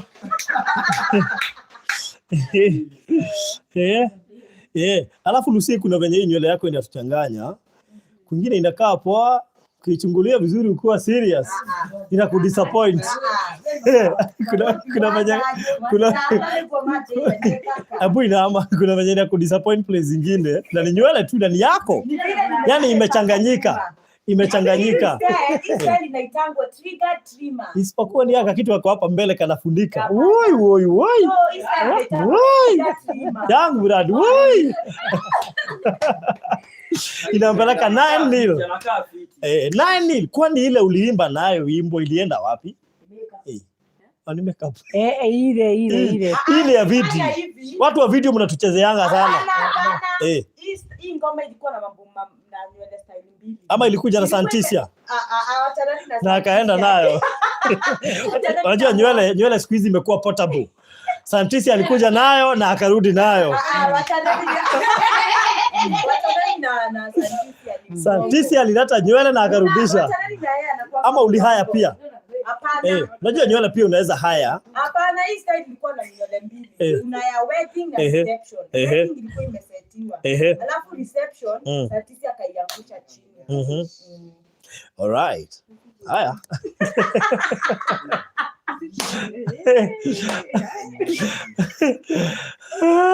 Tumebakisha ngapi young blood? Ati nimeamua kusema ukweli. Leo ni leo lazima niseme ukweli. Nasema ulimaliza udj by the way? Nilikwambia ukifungua studio niite siku moja nikurogee. Tunafungua next week. Unachezanga nyimbo gani nijue kama kuna venye unaweza kuwa huko ama ni Any can do. We, mi si wa any can do. Ushapotea. Ushapotea. Kweli ndio wasemanga any can do alafu nasemenya hapo best. Wewe ushapotea. Ni ndakora ni any can do. Ni no gakesho the. Wajira tuke guza kire mugiti. Wajira tuke zaki. Leo athaka mugiti ni ndagwa. Na nasema waache ta leo ere weta DJ ni wera guo. Ndio weta DJ ere. Ni ukiu you can play anything. Ona igeto tha icithie njakere. Ate mugiti wa president. Nikiambo ukwamba muthakire rege. Nikiambo ncheze dance hall. Kwani 5K zilikuwa zimefungiwa mahali? JNN Githinji 5K. Consolata Nyambura 5K. Mere Githinji 1K. Jen Kiminda 1K. Hesabu yako iko aje? Ongeza 12K kwa hiyo hesabu yako. 12K. Hiyo 10K. 3. Sasa ongeza 12K. So yako imetoka na ukabaki na 9. Si ndio? Ukabaki na 9K. Sasa jamani, hiyo 9K tutaiacha kama imehang? No. Hiyo 9K mnataka tuache kama imehang? Si tushangonga 1.1. Tuko 1.109. Inaandikanga hivyo. 1.109. 1.109. De chonjo. So tuko 9K imehang mahali. Ama tuifikishe 50 hapo. Hiyo 9K tukua tumebakisha 41K at least ijai ikiwa ka 50. Simfanye hivyo jamani. Tufanye hivyo. Tufanye hivyo. Tuko watu 430. Tufanye hivyo. It is possible. Hiyo 42K unaweza ona imetumwa na mtu mmoja kama venye Patricia ametuma. Ni kweli. Ule. Ogotheshwo ni ihindi. Ogotheshwo ni ihindi mwana witu mama. Unajua ukitumia jina Young Blood wanazidi kumsubscribea. Unamuuza kivi yake.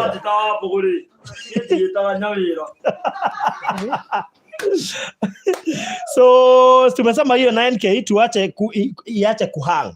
So situtume hiyo 5K tuunde hiyo foundation. At least hiyo 42K imebaki ama 41K tuweze kuijaza at least tusiache ikiwa imehang. So mam tupe namba 0706 879 92. Mtu wa kwanza mwenye amesema tuache kama haihang. By the way, mnataka aje watu tuache kama imehang ama tuache kama haijahang? Semeni hapa tuambiani mnataka iachwe kama imehang ama kama haijahang. Na nimeambiwa kuna lazima pia the Kamotho'S wachange pia. Mtatupea nini wakati wa event? Mtatupea nini wakati wa hiyo nyumba? Mimi naanza na mimi. Yes. Nipe hiyo microphone. Yes. Unatoa wimbo ina trend na utupei kitu. Hapana, mimi nilikuwa naongojea malize niongee. Mimi nitatoa nini tent hiyo siku. Nita decorate the occasion free. Wachana na occasion. Tunaongea kuhusu nyumba. Ngoja kwanza. Wachana na event kwanza. Kwanza tujenge nyumba. Huwezi tuambia kuhusu event saa hizi na nyumba hata haijaanza. Utatupea nini? Si uko na channel? utatupea nini? Haya, mimi nitawapatia 10 bags of cement. 10 bags of cement. Yes. Andika hapo. Na utazitoa tutazi-announce hapa. Mimi hata nitaenda live nikizipeleka. Very good. Wampeke kazi yetu. Yes. Chonjo. 10 bags of cement. Young brother shaanza kupokea. Mom, young brother shaanza kupokea. Aongee na watu wake. By the way, hapa kila mtu ako na channel. Moyo upatia moyo. Moyo. Wewe unatoa nini? Chanya utasema watu wenye wanakufuata uende uambie hiyo ndio tumesema. 10 bags of cement hebu tumjue ni pesa ngapi? Hebu fanya hiyo hesabu. 530 times 10 ni 5300. So Lucia amepromise 5300 ataongea na watu wake na atatuletea. Umemwandika hapo? Gutwika ya bagyo ni henye netiko. Wewe ya mradi. Wewe nyinyi. Hapa hiyo ndio henye. Kila mtu ana pledge kitu hapa. So unatoa bags ngapi za cement? 5. Very good. Fanya hiyo hesabu.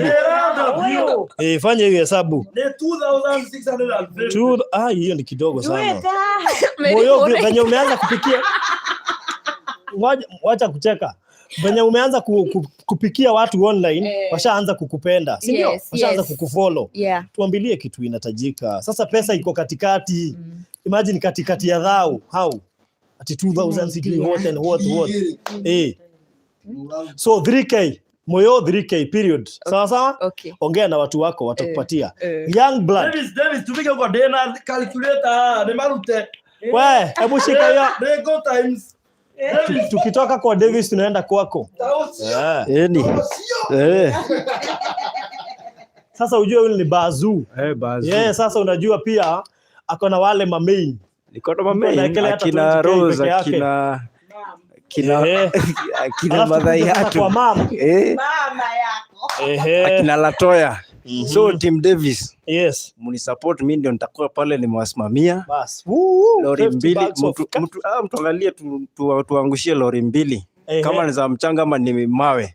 Tukiingia kwa live yangu mniambie mnataka tutoe nini. Bas. So akina Latoya make sure me backup. So lori 2. Naomba hiyo ni karibu approximate 40k. Hapo Davis 40k. Yes.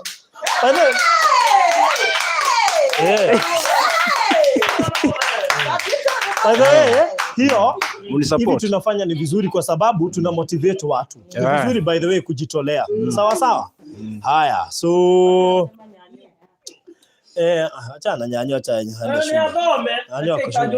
Haya, so young blood shika hiyo mic. Shika mic wewe young blood, acha mchezo. Tuko serious. Chukua mic. Watu hata wanakungoja useme hapa. Na ujue watu wako ni wengi. Mama ndio wako na pesa. My friend. Hawa mama mahari. Wanatuma pesa huko. Imagine. No atomerwa. Imagine. So imagine labda hata yako itapatikana the same day usiku wa leo, labda utakuwa nao ukiamka. Wallahi, si ndio? Kwa hivyo utaje kitu inatajika. Bas. Nimesikia Davis amesema either lori ya mchanga ama kokoto. Amesema 2. Ni 2 lorries. 2 lorries. Tajira nikikirendeka na kujire atumia akwa. Tajira niki niambia ni nini hakuna, niambia wa mama wangu. Niambia ni nini hakuna. Situuzie uoga. Situuzie uoga na tukiwa hapo kabla utaje Margaret Mugore 1k, Nancy Gidiomi 200, Grace Duku 1000, Amen. Margaret Washira 40, Lucia Gedeji 3000 na tunazidi kusonga. So wengine wakitaja mabakisha young blood na mamake. So kabla wataje, nyinyi mnataja nyinyi mko hapa. Si kuna watu wengi sana hapa 473 wana watch. Hebu tuambie nyinyi mnatoa nini hapa? Kama hujatoa anything. Mimi nataka kusomea mtu amesema. Unataka kusomea mtu? Haya, chukua microphone. Haya, nataka kusomea Santisia. Unajua tu. Amesema 5 bags of cement. Santisia 5 bags of cement, andika hapo. Hapo utaandika. Kakare kwa kudambua. Bas. Yes. Haya, good. So mom, tupe namba ya mom. 07 06 879 392. Yes. Tulisema ile 9k iache kuhang. Yes. So hiyo 9k imeongezewa dhao na ikaongezewa dhao zingine 3 dhao ingine 1 dhao 5 na 240 dhao 5 240. Kwa hivyo hiyo inakuja hiyo 9 plus 5k, that is 14,000. Yes. 14,000 tumebakisha ngapi sasa? Kwa hivyo tumebakisha kufika wangapi? Na 50. 36k. So 36k mama sasa anajipanga. Unajua sasa ndiyo sasa main. Pia mimi sijaongea. Bado kijana ya mama hajabonga. So sasa hii tuko 35k, Salome Ng'ang'a ameongeza 1,000. Yes. So tuko 15k. Cynthia Gitonga, thank you 50 bob. God bless you so much. Amen. Sasa tusikie young blood, lakini wengine mjue kuna 35k hatuachi kama ile iko pending. Yes. So muendelee kutuma ndio iache kuwa pending. Yes. Sawa. Yes. So namba ndio hiyo hapo. Yes. Sasa unajua kwa nini nimesema hivyo? Yes. Kwa sababu kila mtu hapa ako na YouTube na ako na watu wake. Sana. Mama sijui ni unajua sasa ya fupisha imejaa huko. Hiyo na kuanga channel. Hata hana stress, atakuwa akiwaambia daily. Yes. Ndio? Yes. Atakuwa akiwaambia daily. Yes. Hata ndio topic ya kesho. Every time tukikuja hapa. Hata unaweza shangaa kiingia leo ufupisha bado saa 7 usiku. Unajua kuna time nilitoka huku, alafu nikamuona fupisha nikiwa kwa hilo. Ulishangaa inakutuletea ka notification. Yes. So Nancy Jenga ameongezea 500. God bless you. Tunasonga. So kuna 35k iko pending watu wangu, na ndio tunangoja mtume. Actually ni 34,500. Yeah. 34,500. So tunangoja mtume ndio tukafunge leo. Lakini kabla tukafunga, wacha tusikie Bazuu mwenyewe. Unacheki, unajua mimi nimeona aje? Mimi kama kijana ya mama nimeona aje? Usimuona hata mwenye amenitumia bedwe ni mama. Kwa hivyo ni kumaanisha wanani trust. Ikifika ni pesa. Ikifika ni pesa inaonekana. Ikifika ni pesa si hivyo. Si ati uongeze volume ati uongee kwa sauti. Ni hivyo, hiyo story umetilia mkazo. Kwa hivyo unaifeel, unaisikia. So unachiki wananitambua na pesa. Sasa mimi nataka hiyo siku. David ashaanza kupata wasee. David lazima nikusupport, you've been there for your mom. Yeye ndo tunataka bana. Hii kimeanza kuibiwa. Lazima bana. Kinaibiwa kwa wenyewe. Lazima bana. Sasa unacheki. Hapa ni venye mtu ataongea na watu wake. Si ndio? Ulimi. Unajua mimi kama kijana ya mama, mimi nimesema hiyo siku lazima wanitume na watanituma 50k. Kwa hivyo mimi najua wamama watanituma 50k. Mama ni wengi na wako na pesa, mimi nawajua. Moja 50k. 50,000. Oh my goodness. Yes. Kujiamini nayo. Andika 50k hapo. Andika young blood 50,000. 50,000. Andika young blood Kamotho kijana ya mama. Amen. Amen. Amen. Kula mzizi. Amen. Hiyo kamera inatanishwa hivi. Inawekwa roundabout. MC. Sina assistant MC. Ndio mauga. Mimi nimepledge kujipeana kwa hiyo mjengo. Amen. Hallelujah. Unajua, acha nikwambie kitu moja. Nikwambie kawimbo kamoja kamwelewi wa Njoroge. Ni wimbo si kawimbo. Alisema, sikia, ngoja. Kuna tofauti ya ngoja kidogo nikakumbuka kwa Kikuyu ndio ni translate.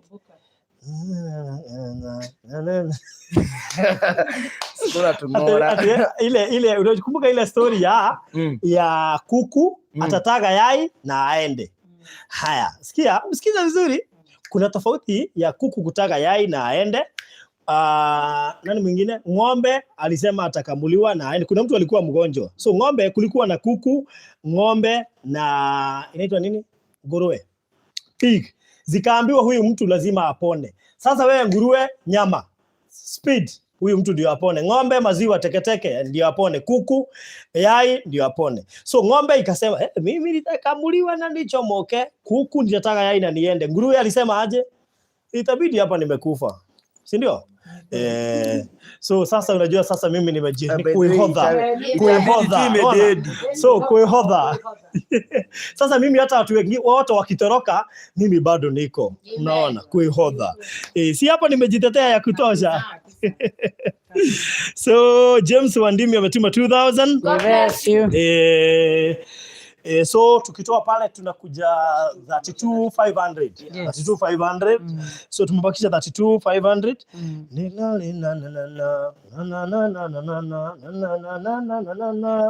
Unajua hiyo wimbo? Yani kore gora ni nene gatagati ga kwihodha na kuihea na we mwene. Sasa mimi nimejipeana, nimejitoa. Yes. So please give me Davis number. Guy, Davis haki. Davis do yana namba wapeleke kuichezea pesa. Davis utaweka simu huko. Watu unatuibia watu hapa. Hapa kuna vile anacheza na muona tu akonda sijui na anawaambia aje. Anatuibia watu. Kuna vile anawaambia pesa yake kesho. Kuna vile anawaambia. Yangu radi, sichukua simu yako. Bana mimi sinanga pressure. Atuwashajua, washasikia. Tunapatana back left. Bas. Haya. All right. Haya, Twin Dimples alienda wapi? Nala. Dimples ako wapi Twin? Alishalala na kuna watu washaamua kumsaidia hapa yeye mwenyewe atolewe na wao. Patricia wanasema why is Twin Dimple? I would like to support her because of her entrepreneurship discipline hata kama hayuko kazi. That girl has deal with goats on a daily basis. Ona. Na amelala. Ungetaka by the way Patricia Hall sio ndio umetoa 42 na bado umetoa kwa peo na 52 na 42 mpaka 52 52 ilikuwa bado yake, nilikuwa yake Patricia Hall si alafu kuna venye utanipigia simu achukue na utapeana nisikie sauti yako at least nijua ni nani huyo anatuma hiyo mingi hivyo ako hapo. Anyway so ati Farodhi ukijipeana bei wako azaacho na nani sasa ona sasa aki Alice God servant kuna venye wewe unataka kwa kila mahali lazima utaje bei wangu hata tulikuwa na Pastor Garoya bado uliuliza kama niko na mtu itabidi anyway so turudie namba 0706 879 392 rudia tena 0706 879 392 again 0706 879 392. All right, so tumebakisha ngapi young blood? 32,500. So twatia ngiri 32 na magana matano tulikie umuthi tuonie tutigutiga ngiri kenda ihangite na nema matikwendaga ihangi tondu nona ni guthira irarika igakinya haria na 50 na hiyo itakuwa sawa na niko sure by the time tuonane tutakuwa tumegonga 1.5. I'm 100% sure hapo. Unajua kuna wenye pia Patricia kuna venye unacheza tunafurahia. So unaona mimi ukizisongesha na hapo ndio unajua kuna venye unaweza songesha zingonge na hapo 1 point itakuwa tu sawa. Tutakubali pia. Moyo Kamotho umeanza kutuchanganya. Hakuna namba utaweka hapa kwa sababu utachanganya watu. Wewe utachanganya watu. Hapana, unafaa kuniomba ruhusa. Kwa kupost tu hapo. Mtanichanganya. Yes.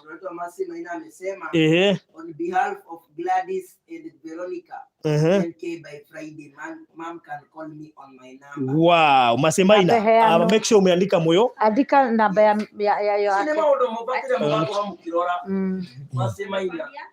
On behalf of Gladys and Veronica, 10K by Friday next atapigia mom, atatuma on mom's number. All right. Thank you so much.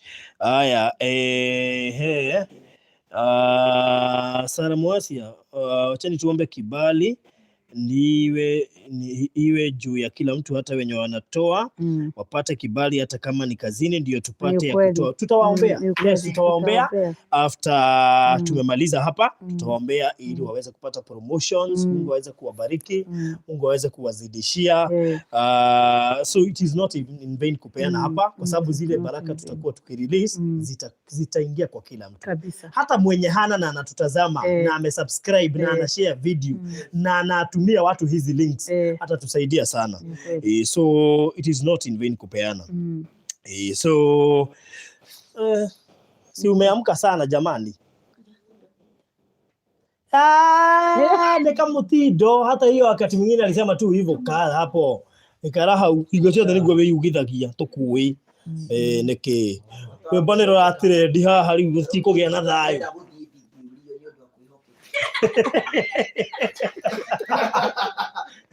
Kwanza kamera itakaa hapo sasa. Sasa watu wanashindwa ni nini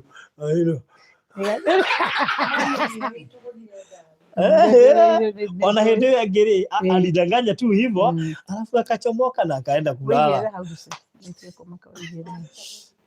Tuenda kuombea.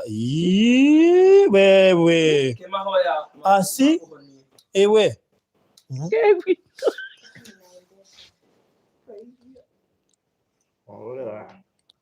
Yehova.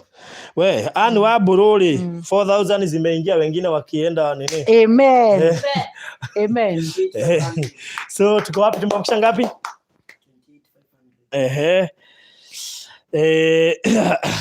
Hai. Thank you muno Esther Jogu. Na wengine akina Esther Jenga, Nira Wanjiru. Mwasi ya leo halali. Leo wako na psych mbaya. Amen. Yes. Esther Jenga, thank you so much for always praying for me. Jane Mahioha, thank you so much. Asante. Yes. Wow. Hiyo jina inakaribia Mahianyo, si ndio? Mahioha, Mahianyo, unaona? Kuna watu wa jina lako inakaribiana na watu wako na pesa. Hata kama huna. No. So so wow. Now maneno going well. Luseji turushika kituliendaga wakatuma 500 tuko wapi? So tuko 28 sasa. Juu ilikuwa na 500. Tuko 28 sharp. So watu tumebakisha 28k. Kama uko hapo una 200, 500, sasa we can accept anything from there. If you have 1,000, 2,000, 500, tutaje hivyo tumalize hiyo story. Ndio mama ametaja yake. Patia na microphone. Mam, sasa ni wewe. Wakati wako, acha hata nikule ndizi juu unajua ile pesa itatamka hapa. Watu wafupisha ni matajiri tupu. Najua niko na watu wafupisha. Watu matajiri. Inaitagwa family. Family, na ninajua hawa ni watu tunaenda kuenda. Yes. Sisi haturudiage nyuma. Nao ndio naona wanasema mam, fungua PayPal. Sababu wengine wako hapo na nani angesema ata support mam? Kabla mama taje ile figa yake. Okay. Wacha tu watu wafupisha mko wapi? Wacha niendage hapa na wibo ndio wehodhe. Ndio wahodhe. Negoine wacha niwaambie mtu amalize Kenya konayo ndio Mungu aone kwa kubariki. Negoine kereria kiria kenini ndenakio negetha mwathani one hako ndathimira nĩngũinĩkĩrĩria kĩrĩa kĩnini ndĩnakĩo nĩgetha mwathani one hako ndathimira. Wow. Yes. So unaona aje? Unajua kuna venye unaweza wewe uone hapa. Kufupisha si watu wa nakosa. Nikiangalia kwanza washa niwape PayPal sababu hapa sitaki sigonganie pale kwa nini tushaanza kununua uoga wa PayPal. Kwa hivyo PayPal washa Davis aiseme mzuri ndio atamuke mzuri ndio wasikie. Bas. Hiyo email ya mama. Hiyo email yako email yake ni Virginia Wangari 57@gmail.com. Virginia, unajua Virginia? Yeah, Virginia tu vile inatamkwa hiyo Virginia Wangari 57@gmail.com. Nimewawekea hapo. Mwawekea. Sasa hapa ni watu wenye watatumia PayPal. Yeah. Yes. Watu wenye watatumia PayPal. Na sisi kama wa Virginia Wangari TV. Mamu leo unaongea polepole. Unajua tujaingia fupisha. Tutaigia fupisha after this ndio at least ni changamke. Na asubuhi hatujaenda morning. Si ungesema hivyo. So sasa sisi kama Virginia Wangari TV. Changing lives to the community. Watu wafupisha na morning glory. Tutapeana 500 have a million. Wow. Yes. Mbona makofi hakuna?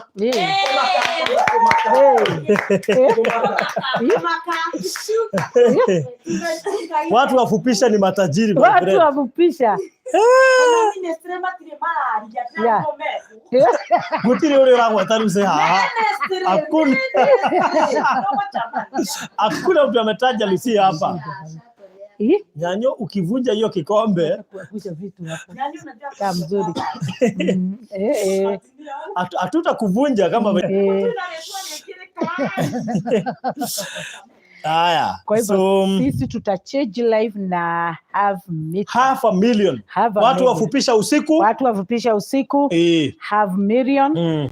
Tushagamuke na wakati wowote mumeandika muandike hiyo ni ile yetu ya half million ndio ninainoti mahali. Haya, Patricia Hall.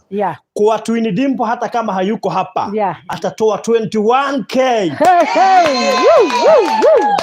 Kwa hivyo akiamka ambiwe kuna mwenye alimrepresent atatoa 21. Na sasa huyo ni mmoja. Kuna wengine bado wataongea na Twin. Sawa sawa? Amen. Very good. So thank you so much Patricia. Hiyo usitoe kwa hesabu. Hiyo ni ile tumepledge. Hiyo ni familia imepledge. Ya familia.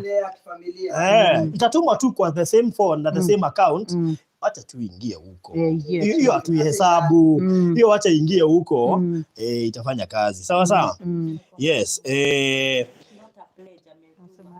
Ametuma. Ndio nasema ametuma, lakini hatutaihesabu kwa sababu hiyo ni ya familia. So hii challenge yetu tuko nayo hapa ya 28k hatuhesabu hiyo. Juu hiyo imetolewa Twini ndio akiamka kwanza ambao kuna pesa ilitolewa. The reason as to why we are doing this, hiyo pesa yote inaingia kwa kikapu kimoja tu. Ni kweli. Hata mtu akitoa hapa na atuambie tusimtaje, hiyo pesa haijapotea, inaingia tu kwa kikapu kimoja. Unasikia Lucy? Most controversial day I know. Kuna mwingine hapa Nyanyo. Nyanyo. Finally. Kuna mama aitwa Ann Jackson amesema I will pledge cash 5,000 for Nyanyo. God bless you. All right. Wow. Thank you so much.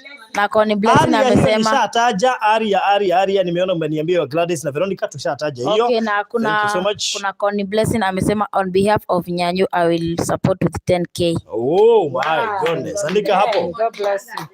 Yes. Simon Nyaga amesema 1k plus 2 cements. Wow.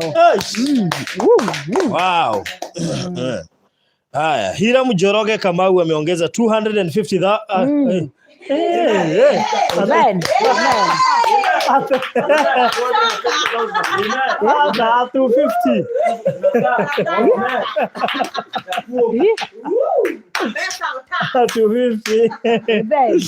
Lydia Njoroge 1,000.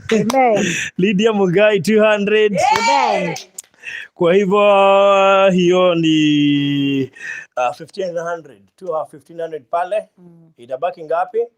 Itabaki 26,500. So tutapiga 26,500 mpaka Hira mwenyewe ameshtuka.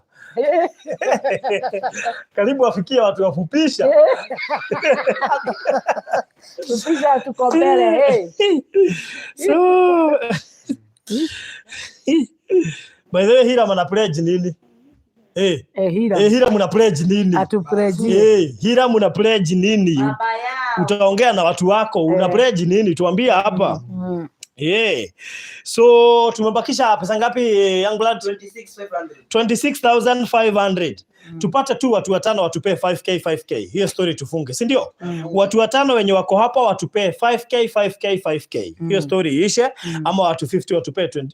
Watu 10. Watu 10 watupee 25,500, si ndio? So tunangojea hapa.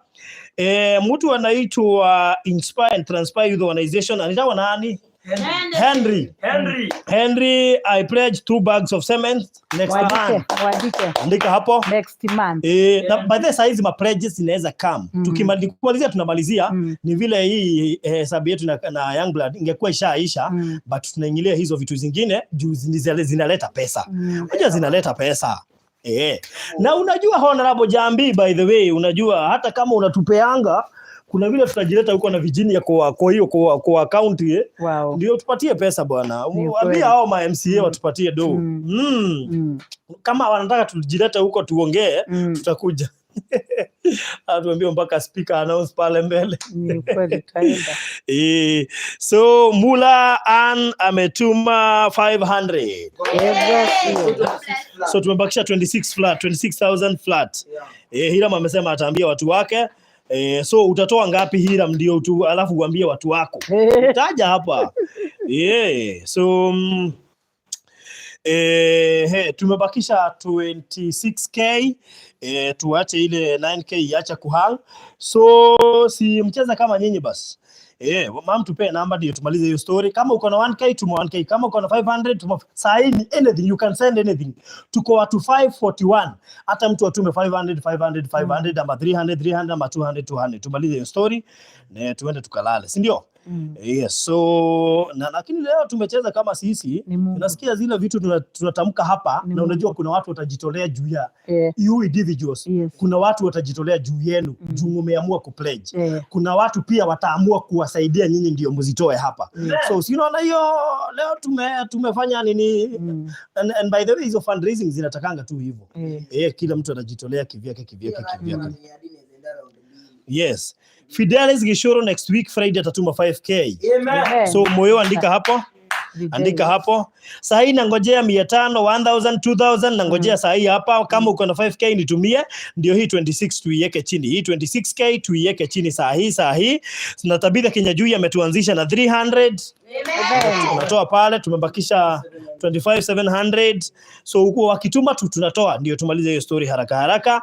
IC caller Sophia Silke put me 5k, will send it with these names Rosemary John. Amen. Andika hapo Helen Wanjiro 6000 on behalf of Kajoy and ita contact mama Saturday. Kajoy kametolewa 6k itatumwa on Saturday, mama utapigiwa na Helen Wanjiro. Wow, I'm loving venye tunaendelea. So Ruse Goge ametuma 500. 25200 ndio tumebakisha. So tunazidi kusonga. Wow, leo ni kuzuri. Patricia wanasema barikiweni nyinyi wote kwa kutoa, may you never lack, and if you are lacking now for now, may your doors start opening all over. Amen. Phyllis Masharia will send next week 1k. Andika Phyllis Masharia next week 1k. Amen. Young blood toa 1500 ya Jen Kiminda ameongezea. Amen. Tumebakisha 23700. Tunazidi kusonga. Gloria Mwikali natuma 1k now. Aya irushe hiyo haitaandikwa, inatumwa saa hizi. Thank you. Millicent Moiro 500 ametuma, toa hapo Young blood. Ametuma 500, you reduce 500. Urusi nyamaza, sikakupea hiyo kazi. Wewe unasaidia moyo. Yes. 23200. Good. Tunazidi kusonga. Aya, Madhai Hatu mimi nitatoa on behalf of Maria. Andika hivyo hapo. Madhai Hatu anatoa on behalf of Maria. Liz Mokami 5k for Jimmy my friend, I will send next week. Kwanza andika hiyo. Tumesema Madhai Hatu atatoa on behalf of Maria. 5k itatolewa for Jimmy, friend ya Liz Mokami, atatuma next week. Haya. Madha Nyawira anauliza kwani yangu haifiki? Madha Nyawira, kuna mahali nilikutaja, sijui kama ilikuwa wakati huo ama kuna ingine umetuma, you can update me. Ina leo tumefanya kazi mzuri kabisa. Leo kazi ya leo kuna venye iko poa. By the way tutazidi kufanya hivyo. So watu wengi wazidi kujitolea, hata wao binafsi yao. Mtu aseme 10k nitatoa next week, wengine waseme 50k. Because I told people there is power of tongue. Ulimi inakuanga na power. So unaweza tamka Mungu hata akupee zaidi ndio ubakishe yako. Imagine utaje tu nitapeana 50k ama 20k. Mungu atahakikisha umepata double ndio ubakishe yako na ya kupeana. Mungu anatakanga tu tukue na faith. Tutamke tu kwa faith. Hata kama hatujui itatoka wapi, hata ni nani atapeana, tamka tu Mungu atapeana. Yes. So kwa hivyo kama uko hapa na hauna kitu, usiogope kutamka, juu utatamka na Mungu akupee. Sawa sawa? Yes. So tuko wapi Young blood? 23200. Young blood is very funny. Sheria muhimu. Hey. Toa 1000 hapo ya Mary Njiru imeingia. Amen. So tumebakisha 22,200. Tumebakisha 22,200. Yes, Team Young Blood mmesalimiwa sana na Nancy Blessed. Amen.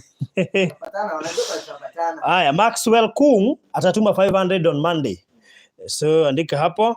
Shakem anasema bado yeye ni Team Young Blood. Kila mtu hapa na timu yake jo. Watu wafupisha usiku mko wapi? Toa sauti. Young Blood toa 300 hapo ya Beth Ndichu. Tuko 21,900. Haki Ferudi, unaweza kuwa mtangazaji wa Kiswahili. Unaweza kunichocha hapa. Nilikuwa nimechochwa tena nikaambiwa Kiswahili yangu kuna venye inakunywa maji, inatoka Mombasa inaingia Taita Taveta inapitia huko inatokea Murang'a. Shida ni kwenye inatokea. Shida si kwenye inaanzia, kwenye inatokea ndio shida. Haya. Matunda amesema fupisha tuko chonjo, tuko in the area.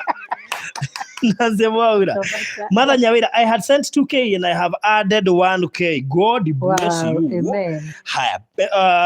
Toa 1K ya Gloria Mukiki hapo. Amen. So thank you so much. Patricia K Makora ameongezea 1K, toa hapo. Barikiwa sana. Tunazidi kusonga. Na hujasoma gaye Emma. Milimo hilo na venye nimesoma yako kwa nguvu. Kinywe, hujasikia no. Hata zibu imehang. Hizi simu za China zikihang zina reduce mpaka moto. Mai wana simu imehang alafu ikazima juu ya moto na ilikuwa na moto. Haya. Imefunguka sawa. So tuko wapi? 19,900, si ndio? So tumebakisha 19,900. Mukami Jenga anasema mimi ni Team Davis but nawapenda wote sana. Thank you so much. Yes. Hadi kwani watu wenu wamejaa huku kwangu. Baadaye unajua sipo nimefikiria hivyo. Wamejaa huko. Tulishagawana watu. Tuligawana tu hapa. Tulishagawana watu. Ulitrehe. That's so nice. God's favor Margaret, I have pledged 3K kwa Young Blood on Monday. Okay. Jamaa. Mama. Na hujaongea.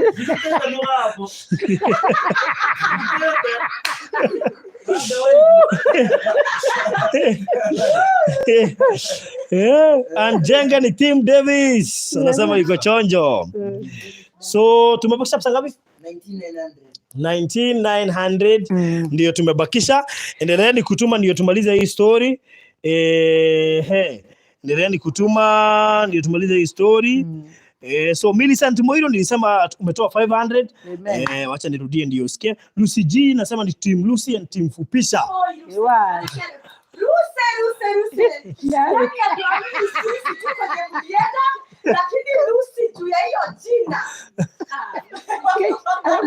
Karibu uongezee nini? Karibu uongezee segment. Kuna mwingine hapo wa Team Lucy by the way.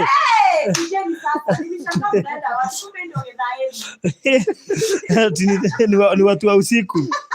So Young Blood toa dhau hapo ya Anastasia Wanjiko. Amen. Yes, imebakisha ngapi? 18,900. Zidini kutuma. Tumesema mtume 1K na by the way zimekuja 1K tupu. Kama uko na 1K hapa tuma ndio tutoe 1K kama uko hapa na uko na 1K. Mimi sasa ni mtu wa kuchukua 1K hapa. So tumeni ndio tutoe. Na ukisikia kutuma zaidi ni sawa. Ruth Waroya ametuma 1,500, toa hapo. Amen. Amen. Naambiwa ati most of the MCAs ni wa stingy. Nancy Blessed ndiye amesema hivyo. Watu wengi wao ni wa stingy, wanapeleka tu nini kule Mombasa. Si unajua? Wanapelekanga nani huko Mombasa? Si unajua tu. Hiyo story hukufuatilia ile bunge nyingine ya 2012 ya 2013 wewe. Kwanza ya Nyeri huko sikia hiyo story wewe. Ni nini wewe? Si kwenu ni Nyeri na hiyo story ilikuwa kwa gazeti. Walipeleka akina nani huko? Haya. Team Lucy tulituma na Western Union juzi. Wewe ni nini utafurahia wewe? Wewe Team Lucy walisema si upeleke macho hapo masikio iko huko. awabariki sana. Walituma na Western Union ndio anasema. Hey. Ni nani Lucy G. Hey. Lucy G. Eh. Apostle Jane Kimina anasema ni Team Lucy. Shida yake ni anapeleka macho yote na masikio huko. Nilikuwa stress, nilikuwa bored. Watu wangu sijui walikuwa wameenda wapi. Hata nimetoa kamera hapo. Elizabeth Waithera kwa pledge yangu naongeza 1K next week for Moyo. By the way, kwa nini watu wa Moyo hamuongei na venye anafanya kazi mzuri ya kuandika? Moyo kaka Moyo. Haya, 1K on behalf of San Davis, firstborn next week Thursday. Hope unaangalia hapo vizuri ndio muandike. Farodhi apewe chai hata kwa sababu hiyo story siwezi ongea kama sijaekewa. Oyo koliga no le no pamoko.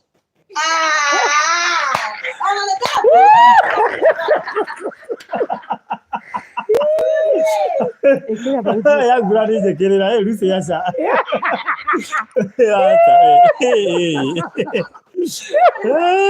Hapana bado. Hiyo hapana. Haya Amblat, tumetumia dhao na Margaret Nyoike. Peter Waithaka ametuma 1K, so zitoe hapo tujue tumebakisha ngapi. 15,400. Unajua tunazidi kuzingatia usafi. Serikali ya Kenya inataka tuzidi kuzingatia usafi, si ndio? Si unaona hangeoga mikono. Na mimi ni mjanja, nili notice. Vile anachomoka hapa. Hii ni ujanja sana. Nikata Gitonga. Hiyo message jo. Nikata Gitonga. Umesoma hiyo message ya Nikata Gitonga? Nimesoma. Hiyo usome chini ya maji. Anasema ati apewe chai ama gatufia. Kenya venyewe chai. Grace amelala mpaka anatetemeka. Anaitwa Grace. Huyu ni Gladys. Ameamuka. Aitida ni kalaini. Ni kadha. Wewe si ni kadha. Nkadha.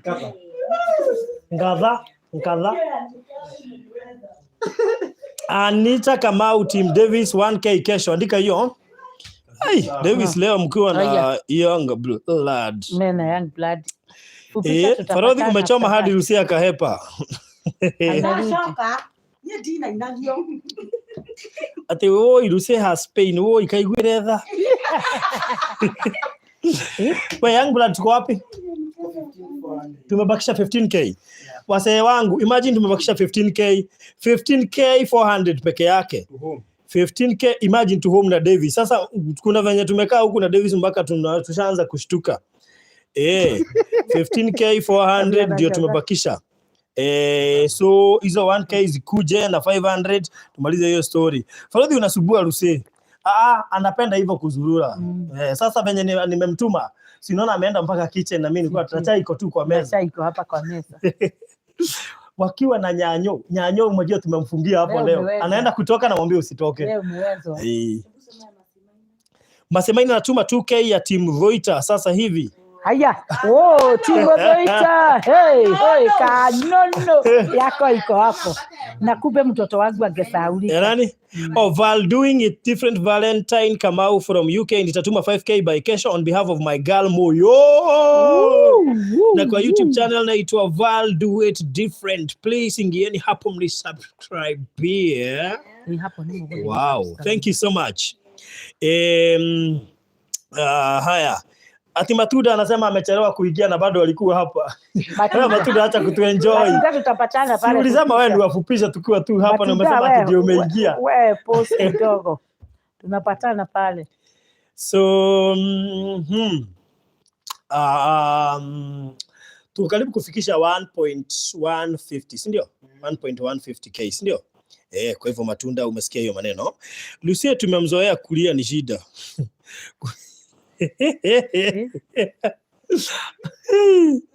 Lucy, tunakujua. Drama Queen, of course. Helen Warende, asante sana. Kuhora muhuri.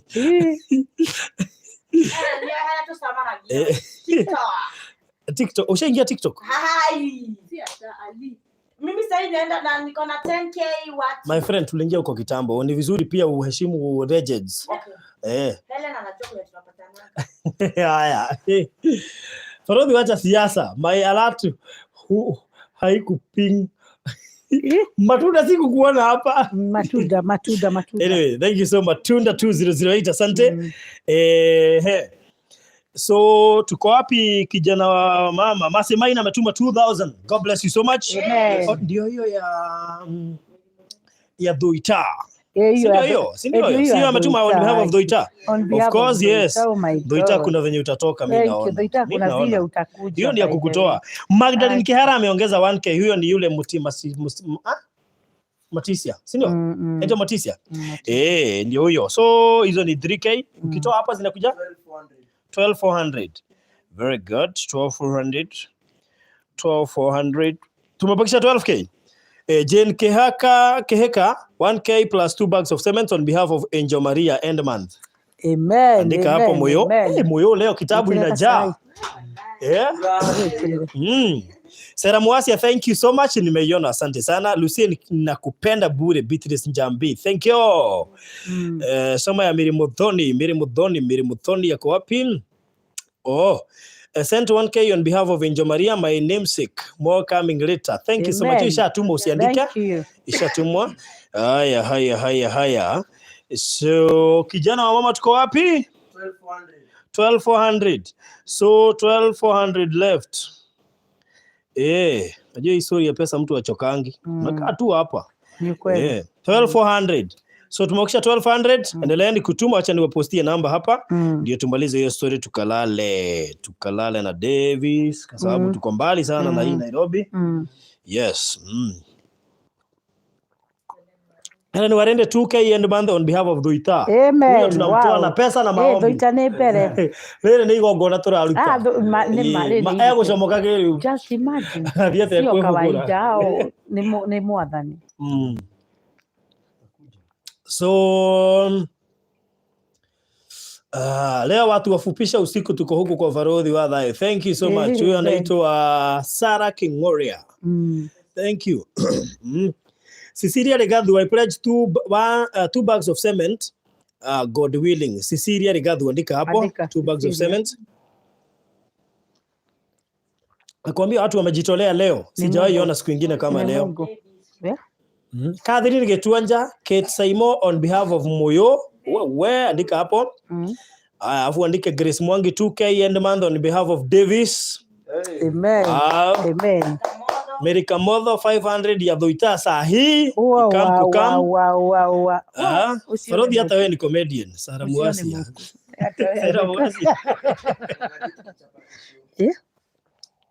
Unajua uko tutakuwa tukienda live. Si ya kurecord. Saa hii testimony zote zitakuwa kule live. My friend. Na unajua nitakuwa pale. Sitakuwa cameraman, nitakuanga hapa sasa mimi ndio host. Farodhi utanipea, sijawahi jitorora kabisa. Bas. Kuna mambo mingi sana sijaongea. Nataka kutokea. Very good. Alafu unajua sasa nitakuwa nimedunga kale kanini. Naona kale ka 3 piece kana kaangani ka smart. Alafu kuna saa nimenunuliwa juzi na anaitwa nani huyo? Na mwingine akatuma power bank na Jumia. Unajua aje nikwambia power bank imekuja na Jumia kutoka majuu. Hiyo power bank naenda nikiweka kwa mfuko isipotee. Hata mimi niko na zile za kuswim na ngojea tu mtu aniambie ni wapi naenda. Naenda swimming ni wapi? Washa wakumbuke iko pale. Nisikule tena ikue dogo. Kwa hivyo before ikue dogo wacha niende swimming. Haya, nimetuma 1K kwa Virginia na wapenda sana. Asante Julia Dabuli, thank you. Amen. Muhammad Ali, rafiki yangu sana. 1K end of month on behalf of Davis, the father of family. Yes, thank you. Sarah Muasia si Mungu ni jina langu na itamuka aje? Nasema Sara ni Sarah Muasia ama Magdalene Kihara. Yes, Muasia. Anyway, so Catherine Getuanja 2K inashoka. 1K Julia Damburi unaandika hapo. Sasa huyu ukiona nimeinama unahesabu. Amen. So hizo ni 3K. Julia Daburi ndio hiyo ametuma, okay? So Isabella Muirole ametuma 2K. Kwa hivyo hizo ni 5K utatoa hapo. Thank you. God bless. 7K400. 7,400. Aya, Farodhi nimetuma 5K na wao remit, check and confirm please. Amen. Wacha tugoje, najua itaingia tu hapa saa hizi. Yes, Matunda, thank you. Matunda. Wapi nuru ya matunda? Nimafupisha. Yes. Yeah, hata umekula matunda. Umesikia matunda ushakula. Matunda kama ni 5K, si unakula hata hii umewekewa hapa. Kula yote Marudi. Hao ni watu wafupisha, tunanga mchezo. Wacha tukutane pale. Wow. Lakini ile kumbuka ile 500,000 si yenye wanatuma saa hii. Hiyo utaleta ikiwa cash. Hiyo naleta ikiwa cash. Hao watu wako na pesa mingi sana. Hiyo naleta ikiwa cash. Ya pali. Hata by the way sijawahi shika hivi na mkono. Wacha tushike hiyo. Na Farodhi ukamu na utufunze ile join hatuelewi. Hiyo join by the way ni rahisi. Kuna ukienda kwa channel yangu hapo kando kwa subscribe utaona join. Hiyo club ni ya wale watu tutakuwa tukizungumza na wao. Kuna watu watakuwa wakipokea video zangu kabla wengine wazipate. Kuna watu watakuwa wakipokea stories zingine mwenda kabla wengine wazipate. Kuna watu tutakuwa tukikula stories zingine huko na wengine hawajui tunakula story. Kwa hivyo hiyo ni club, ni membership. So uingie hapo ujiregister, join, tutakuwa tu sawa. Kuna pesa ukienda hapo itakupea hiyo procedure yote ya registration na nini. So ukiingia hapo utapata hiyo process yote. Na partnership bado iko huko na kila kitu iko huko utaipata hapo. Yes, kwa sababu unajua pia nitawapea ka story hapo ka website. Niko na website Farodhi TV. Acha nifikishe hapo. Nitawaambia tukifungua studio kila kitu itakuwa sawa. Simeona mmeona kitu nimewaonyesha hapa kabla twende hewani. Inakaa aje? So tukifungua studio nitaintroduce pia. So mkule mzizi hapo kidogo. Sawa? So young blood, hiyo 5K ya Rosemary John imefika. Sijui kama ndiye matunda. Amen. Unajua kuna 5K mbili, sijui matunda ni mgani. Rosemary John ametuma 5K. Rahab Ngubia ametuma 5K. Na Mary Kamotho 500. So matunda lazima akue yako hapo. Matunda lazima akue yako hapo.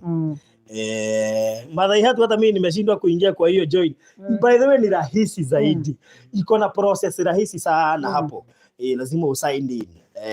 Iko na ka process rahisi sana. Kuna watu tayari washaingia. So make sure umeingia hapo kwa join na uingie kwa hiyo process, ujipate wewe ushakuwa member wa Farodhi Wadha yote. Unajua kukua member si rahisi. Unajua kuna kukua fan na kuna kuwa member. Sasa member ni entitled kukura mpaka dividends. Si ndio?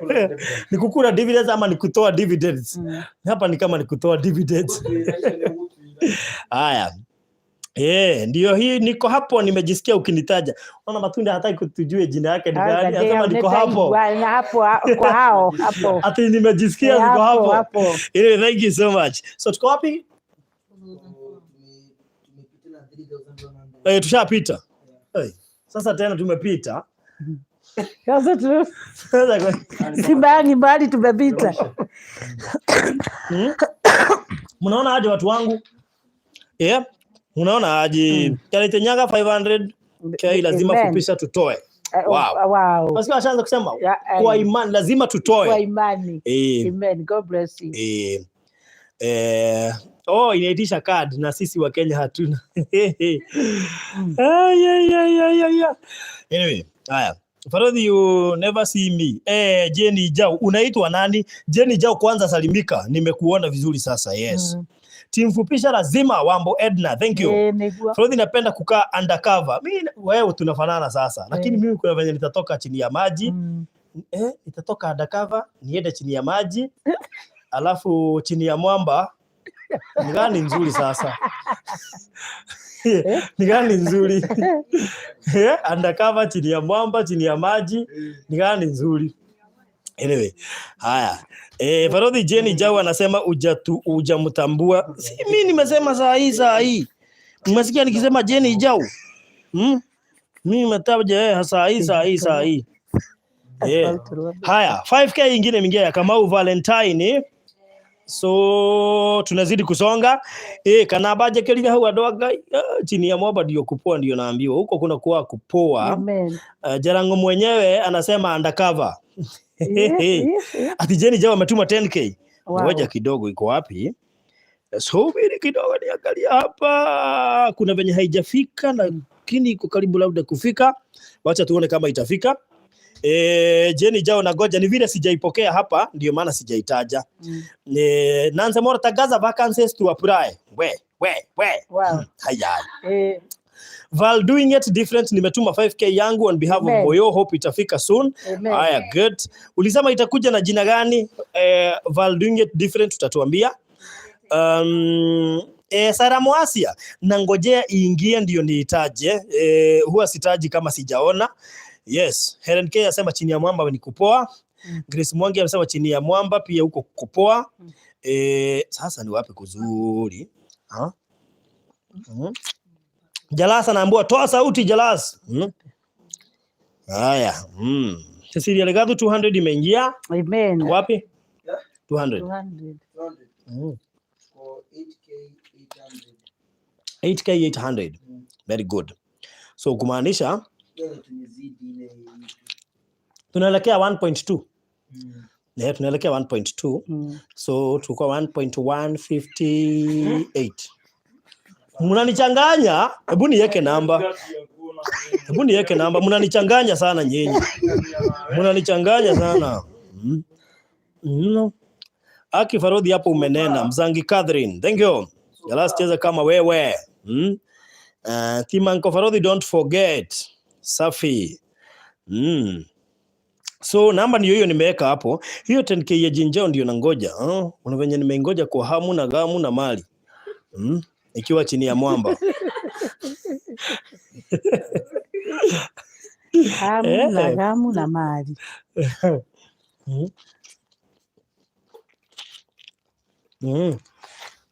We, Davis kuna venye aki umechoka. Aki nakuhurumia. Ulikuwa wapi leo? Unajua sisi na Davis hatulalangi kwa barabara. Inakuwa kwa safari. Acha tumalize ndio tuishie. Haya. Watu wangu kwani mmeacha kutuma? Kwani form ni gani? Form ni gani?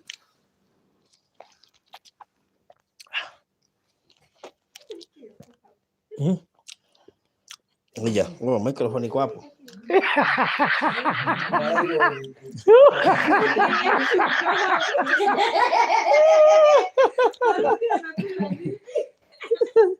Bye. Thotho yo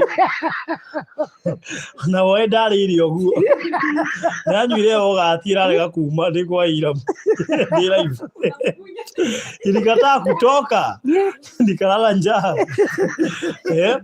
By the way, kupata time ya kuketi ni kule. Unless sasa gari yangu ikuwe na fridge. Nimekuona. Alafu uzuri unajua nikilala watu hawajuangi. Ndio maana napenda kukaa nyuma. Nikilala hawajui, nikikula hawajuangi. Wasikia tu utamu ikipita. Alafu hiyo namba ya M-Pesa ndio hiyo. Mimi nikikula. Yes, Rose Bigen ametuma 200. Amen. Yes. 9k ishafika hapo. Very good. Yes. Kwani watu wameacha kupledge? Hai wewe. Musimu pledge. Tuko watu 450 hapa na tusha pledge. Tuko watu 460 na wenye wame pledge ni 20. Ni 20 ama ni wangapi hapa? Toma comment ya Wambo Farodhi. Iko wapi Wambo? Farodhi niliota. Okay. Sasa okay, Mungu nisaidie ikuwe haijaongea vibaya hapa mbele. Farodhi niliota tukiongea na wewe last night. Nitakutafuta nikikaa Kenya. Hii ndoto lazima itimize. Gai, natuma kitu saa hii. Unajua tuliambiwa na pasta, kuna ndoto unaweza letewa mtu anakaa mwenye unaonaga sana.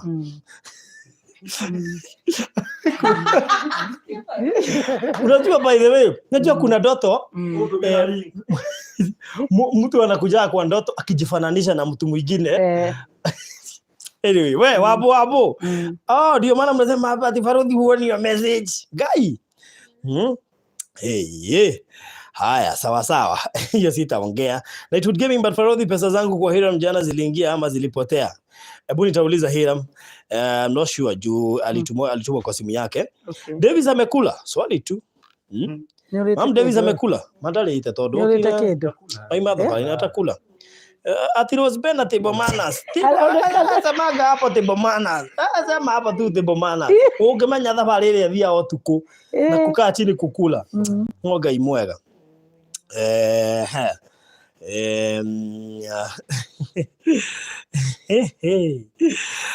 Woi we watu wangu tumalizieni hapo, si ndio? Turegelia hau. I pledge 1,000 in month on behalf of mom. Juma kwetu natoka Karatina but niko Saudi Arabia. Wow. Thank you. Ati yule pastor wako Fred ni mfane sana, ndiye anaongea doto. Nimengoja uelezee pesa ni ya nini but kai. Haya Martin Wagze hajui kwa nini tunatoa pesa. Hebu mwambie mama. Martin, umetema ni Martin. Martin, hi. Tuko hapa, mimi ni Virginia Wangari, mother of 12. Watoto unaona hapa ni wangu. Na wengine huku amelala na kuna mwingine bado hayuko hapa. Tunachaga pesa ya kujengea hawa watoto sababu mahali niko boma ambayo ni ya familia. Boma yangu yenye nilifamiwa. Martin nakwambia nilifamiwa na friend yangu. Akaninyang'anya mali yangu yote na bwana akaenda naye na watoto tukakuwa nje. Sasa ndio tunatafuta, ndio hapa ni pale tumefika tukisema serikali iingilie kati, na ndio watu wa online wakaona ni vizuri watujengee nyumba. Sasa mimi niko na watoto 12 na sina nyumba ya kukaa, ndio tunachaga ndio tujengee hawa watoto. Martin, najua utaona sana, kibia pale kwa Virginia Wangari TV, usubscribe hapo, story yote utaipata hapo. Good. Mtu nkadha Gitonga, mtu anaweza pledge vitu za nyumba kama kitanda, fridge, TV, sofa na gas. Why not? Mpaka vijiko. Yeah, by the way, pledge kila kitu, hata viti, hata meza. Madamos, Damos, kila kitu, viti, stool, kabati. Mattress, kitanda ya mama. Very good. Kila kitu. You can pledge anything by the way. Hata home theater, kila kitu. Yes. Home theater hapo sana. Yes. All right. So thank you so much. Mom, si utuombe tumalizie story. Moyo leo umefanya kazi. Leo watu kuna venye wamejitolea. Very good. Mimi tumeshukuru sana. Ni vizuri kuanzisha na maombi, sababu tulianzisha na maombi na ndio tumeona, unajua wakati wowote mahali the presence of God iko, mambo yote inakuwa sawa sawa. So we are so thankful, tunawaambia ni asante sana, Bwana wabariki sana. Na asante sababu wengi wao saa hii ni usiku na wengi wamelala kazi, bado wajalala wakitugojea. So God bless you so much. Na wengine wanatuona wakiwa adaptable sababu wako kwa job. Bwana wabariki sana. Hata wenye walikuwa wagonjwa bado watatugojea, Mungu atawaponya. And it is not in vain. Kenye umepada wakati utakuwa na shida. Unajua kuna wakati unakuaga wa ukame. Hiyo wakati Mungu atakunyunyusia maji sababu ya kukumbuka ulijitolea. Kwa hivyo tunawaombea, Bwana wabariki sana. Na hata wenye hawana job, Bwana aendelee na kuwapanulia mipaka na wapate job. Wenye wengine tunawafunika na kibali, wapate promotions, ndio Mungu aendelee kuwafanyia mema. Na wenye wanapada sababu ya watoto wao, wengine hawana watoto, wengine watoto wao wako na shida za waelewani sababu ya what you have planted, mambo yenu itakuwa tu mzuri. Kwa hivyo Bwana wabariki sana. Wacha tuendelee na kuomba ndio tuitishe uwepo wa huyu Mungu, ndio naye Mungu atazidi kutubariki. Kwa hivyo tumefurahi sana as a family na tunasema ni asante sana vile mmetushika, vile mmetupenda. Mnajua kuna wengi sana, hata wengine wanatujua, wengine wanajua what we are going through, but washughuliki na wayuko huko, but you mnatuangalia, mnatupenda. Mimi nasema tu ni asante. Hata vile tunakutananga na nyinyi watu hatujuani, mnasema huyu ni nyanyo, huyu ni Kamoyo, huyu ni Dimpo, mnawapadia mpaka mnapadia Dhoita, mwenye wengine hata wenye wetu wanasemaga aya, watoto wangu Virginia, watoto wako naonaga wamefanana. Mimi hata sijuagi huyu ni nani. Unashinda ukimwambia huyu ni Nyanyo, kesho mkikutana na kuuliza ati ulisema huyu ni nani. So I bless the name of God. Ndio nasemaga sio kawaida, nyinyi hamtujui, na wakati hata tutakuja huko majuu mtakuwa mkijua huyu ni Magi na huyu sio Grace. Kwa hivyo God bless you so much kwa hiyo, na tutasema Bwana abariki. Farodhi wa Thayo, on behalf of Farodhi wa Thayo family, tunasema ni asante sana because of this platform yenye umetupea na mkaitikia kushikana mikono ndio mjengee hawa watoto. Bwana wabariki sana, na wakati wowote utahitaji naye Mungu akuonekanie. Kwa hivyo washeni tuombe. Father, in the name of Jesus Christ, tumekuja mbele zako kukuambia ni asante. Ni asante Mungu sababu ya vile umetembea pamoja nasi. Asante sababu tulikuinvolve in this project, Mungu wa ajabu, na tumeona ukitembea pamoja nasi. Tunasema ni asante because of this family, online family, God Almighty. Asante sababu ya wote wenye wamekusanyika, hatuwajui, hatujawahi waona, hata wengi wao Mungu wa ajabu unajua, hata hakuna hata mmoja mwenye tunajua. Lakini tunasema ni asante sana because these are your angels, God. Thank you my Father for how wamefungua mioyo yao, wakafungua mifuko yao because of this family. Mungu tunakuomba sababu wewe ni baba yetu, usidi kuwasidishia na usidi kuwabariki, waondolee magonjwa, waondolee vifo, waondolee mambo yote mabaya. Wenye hawana watoto wapokee watoto, wenye kwa nyumba zao hawana uhusiano mzuri wapate uhusiano mzuri sababu ya hii jambo. Tunasema ni asante kwa hii jambo yenye ilitupata, sababu imetufanya tujuane na wengi Mungu wakakuona through kutupigania hii vita. Tunasema ni asante na tunakuweka mbele kwa hii project, sababu tunajua Mungu wa ajabu utatubariki mifuko yetu, na kuomba wenye hawana job Bwana ukaweza kuwapatia job, wenye wanataka promotion wapatie Mungu wa ajabu, ndio wakaweza kutolea na kusupport wengi, sababu najua the heart of giving is the heart of receiving. Thank you God Almighty, sababu wewe ni Mungu. Wabariki kwa kila jambo, wanaoenda kulala kuwa pamoja na wao, wenye wako safarini wapatie journey mercies, wenye wako kwa job Mungu wa ajabu wapatie kibali, na wenye wameandikwa Mungu wa ajabu tunakuomba kusiwe na mtu hata mmoja we will take advantage over them.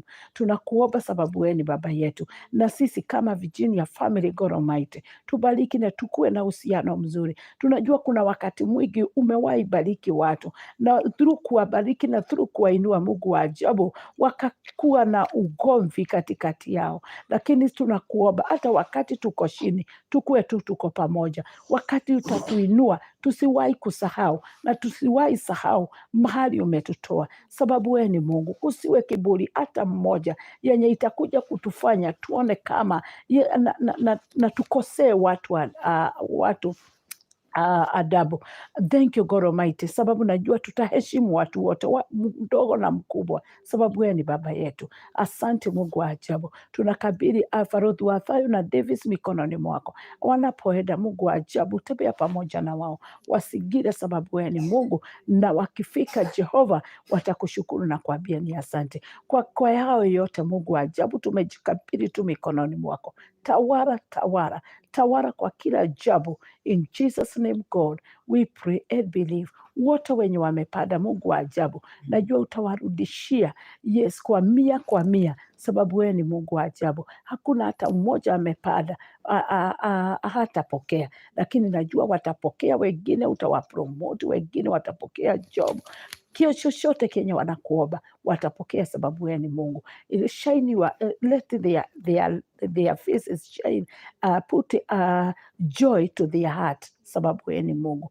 Put a smile to their faces, sababu wewe ni Jehova. Beautify them, make them to be strong, sababu wewe ni Jehova. In Jesus name God Almighty we pray and believe. Amen. Amen. Amen. Wow.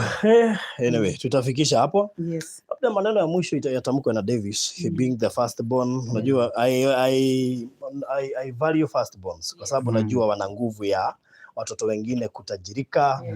Anabeba hiyo, kuna kitu amebeba ya kurushia hawa wengine watajirike. Sasa unasikiza tukifunza topic ya firstborns, ati firstborn akitaabika wengine wanataabika. So I love firstborns, so I believe lakini kabla aongee, kuna mtu hapa amesema 10k next week. Anaitwa nani? Anaitwa Becky Ngige. Next Thursday pledge for Angel Maria sharing 10,000. So I hope umeiandika. Na nyinyi mtabaki kuona hii video na labda hamkuwa live na sisi. You can mnaweza endelea kufanya hivyo, kupledge na kupeana bado. Sio kupledge peke yake, hata kutuma in cash form itakuwa ya msaada kwetu zaidi. So God bless you so much as you do that. So Davis. So guys, thank you so much kwa hao wote ambao umetuvumilia for the whole of that session. Imekuwa a successful session and we are very grateful for the whole session yenye imeendelea. Yangu ni machache ni kuambia yoyote ambaye yuko pale, no matter how much unapitia mashida zako, mimi huambia always hope, imani. Hiyo ndio inafanyanga una move to the other step of life. So usichoke ama uone ni kama Mungu hajui shida zako. Maybe uko na stress fulani ya familia yako, maybe mmekosana na familia yako. Always kumbuka kuambia Mungu something na kuomba, cause Mungu anajua shida zetu sisi wote. So always remember to pray, and one day your prayers are going to be answered. It doesn't matter how long you are going to wait. It doesn't matter how far utakuwa umeteseka. Ile ya maana ni ati Mungu anakusikia na Mungu anakujua na majina yako yote. So God bless you. Hiyo kujitolea kutusupport na kusupport my family, that's my happiness as the firstborn. Cause hiyo ndio furaha nikiona ati huyu analala kwa kitanda yake wenye walikuwa naishi kitambo, hiyo ndio itakuwa ni furaha yangu. Cause hii si kitu ya kawaida. Na una imagine actually na feelingi vizuri sana nikiona bado life imerudi sasa kama kitambo. Yani ati si venye tulikuwa tunafinyana mahali pamoja, na sasa Mungu anawafungulia njia zingine na mtaenda mbali sana. Ati sasa mtu atakuwa anakaa kwa room yake, wewe uko na room yako, uko na privacy yako, wasichana pia uko na privacy yao, vijana nao wanafanya mambo zao, and tutafurahia pia mkikuja kutembea. Mimi ndoto yangu kubwa ni kuona nyumba ati imesimama, ati hiyo kitu ipite. Hiyo tu ndio itakuwa furaha yangu kubwa. Yani napiganga picha na imagine hiyo nyumba vile itakaa. Because najua pia kwenye itakuwa ni furaha yangu. Unajua hakuna kitu nakonga poa kama umetamani kitu ifanyike na uone imekuwa. Yani hata unatakia, yani kutakia mtu kila laheri. I'm sure mtafurahia sana ile time mtaona ati sasa Virginia ndio hiyo sasa akai tena ina congested home, ati sasa unakaa kwa nyumba yako, na najua hata Mungu atakubless, hata utapata hata zile gari zilipotea zote zitarudi kule. Unasemanga unapenda V8, Mungu atakubariki siku moja na V8. Na unajua pale nyuma tutaiandika mother of 12. Utakuwa unafanya aje? Utakuwa unafanya hivyo. Yeah, that's my mom. Na anasemanga atakuwa anafungua vioo zote chini. Kama Apostle Ng'ang'a. Alisema sababu ni nini? Ndio wale waliniona nikibeba mkokoteni wajue kuna Mungu. Exactly. Na mimi naambianga, acha niwaambie wasee. Mimi naambianga mtu ukibarikiwa kubali kusema barikiwa. In fact hata usiweke tint. Acha ikuwe hivyo. Alisema yeye yake hata hataki kuweka tint. Ili unamuona. Hata Apostle Ng'ang'a alisema tu the same. Exactly. Hakuna kuweka tint ili tunakuona. So God anakurudishia zile zote zenye ziko zimepotea. Na ile life ngumu yenye tulipitia yenye hawa watoto wewe kuiona. Sasa ni time ati hatutalia tena. Ati hatutakuwa kwa barabara tukizurura ati tukiuliza jioni tunaenda kukula nini. Mungu atatubariki sana. Alright. And that's a blessing, and because this family is a blessed family, this family of Arodhi, your family Virginia Wangari TV, nyote mmebarikiwa, na God continue blessing you wherever you are watching us from. Amen. God bless you so much. Wow, thank you. Miriam Kariuki tukiwa hapo ametuma 2K na 200. Jane Jao ametuma 10K imeingia. Na yule Patricia Hall yenye alisema 21K yashaituma. God bless you so ilikuwa much. inasimamia Maria ama Joy ama nani? Imaka hapo. Imaka hapo ashatuma. Thank you so much. So mbarikiwe sana Farodhi wa Thayo TV fans. Make sure mmeingia hapo kwa join. Ujoin ukuwe member kwa Farodhi wa Thayo TV. Hapo kwa subscribe utaona ka icon kameandikwa join. Make sure umejoin na umekuwa part of us na ukuwe member. Number 2, tunafungua studio next week. If you want to be a partner, kuna WhatsApp group na pia unaweza partner. You can go inbox to me and make sure you partner. The next thing, siku ya kesho tuko Matu kwa sababu Golden Dreams Properties, Golden Dreams Land and Property Limited, tunakuuzia mashamba pale Matu. 10 minutes from Matu town, and from Thika town it's 45 minutes. Plots is a 50 by 100 na ziko na purely ready title deed na ni genuine. Na of course kuna watu wengi sana wametusupport. Mtu ananunua plot 6 akiwa peke yake, wengine 4, wengine 5. We have sold a lot of plots. Hiyo inaitwa Matu Faraja Gardens. Tunaamkia huko kesho, kwa hivyo ungana nasi. Ukitaka kununua usikuwe na wasiwasi. Ukisikia hata hiyo pesa unataka kunitumia ni watumie, usikuwe na wasiwasi. Most of the hizi simu zako mpaka zina overrun, mpaka zinakosa limit. So usikuwe na wasiwasi, title ni genuine na ukilipa cash inatoka na 21 days juu ni kufanya transfer. So size ni 50 by 100 na ni 200k kwa phase 2, phase 1 ni 230k na phase 1 ni commercial, ndio maana ni 230k. Phase 2 ni residential. So you can call 0798 008 008. Hiyo ni namba yangu, ama upigie Fred Kahura ndiye director 0729 870 822 0729 870 822. Asante sana, tukutane kesho kule Matu. Watu wa Virginia Wangari. Watu wa Virginia Wangari. Si unajua tutapelekana na wao huko Matu ndio wanisaidie kupokea shamba yangu. Ngoja sikumbuki, kesho tuko kwa safari moja. Kesho ndio unaenda kupewa plot yako na uliambiwa utapatiwa map. Uangalie zenye hazijanunuliwa. Uchague yenye utasikia roho wameingiana na unaona. So sijui kama Davis ako na shughuli kesho. Unajua ni huyu ni mtu wa shughuli, ni mtu wa biashara. Kesho mimi nitakuwa around.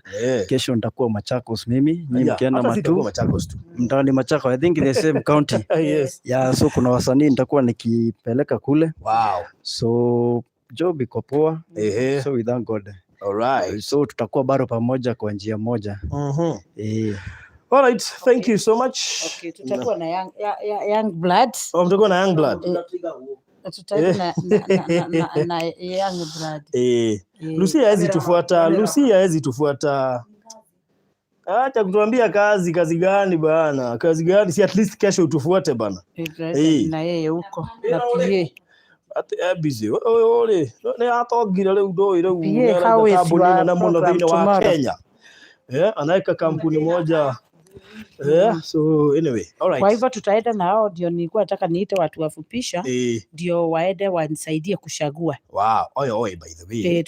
Wanisaidie kuchagua. Wow. Kwa hivyo tutakuwa na wao kwa Farodhi wa Thayo. Sasa umeanza kupata title tunaandikwa jina lako. Niko na title. By the way, hii maisha unajua mtu akikula shida ajuangi venye atamalizia. Sasa kuna mtu anatuwatch na ako na shida. Labda Mungu amempangia vitu. Mambo mazuri sana. Amempangia mambo mazuri sana. Kwa hivyo shida, hata ukiwa na shida tumainia tu Mungu. Alright. Yes. Thank you so much and God bless you. Kwa sababu ya wote wenye wametoa, akisimbarikiwe na msiwahi kosa. Mungu awazidishie na awape hata ya kutupea last time na pia yenu ya mfuko ya kujifurahisha ya investment awazidishie. Thank you so much. Amen. Bye bye.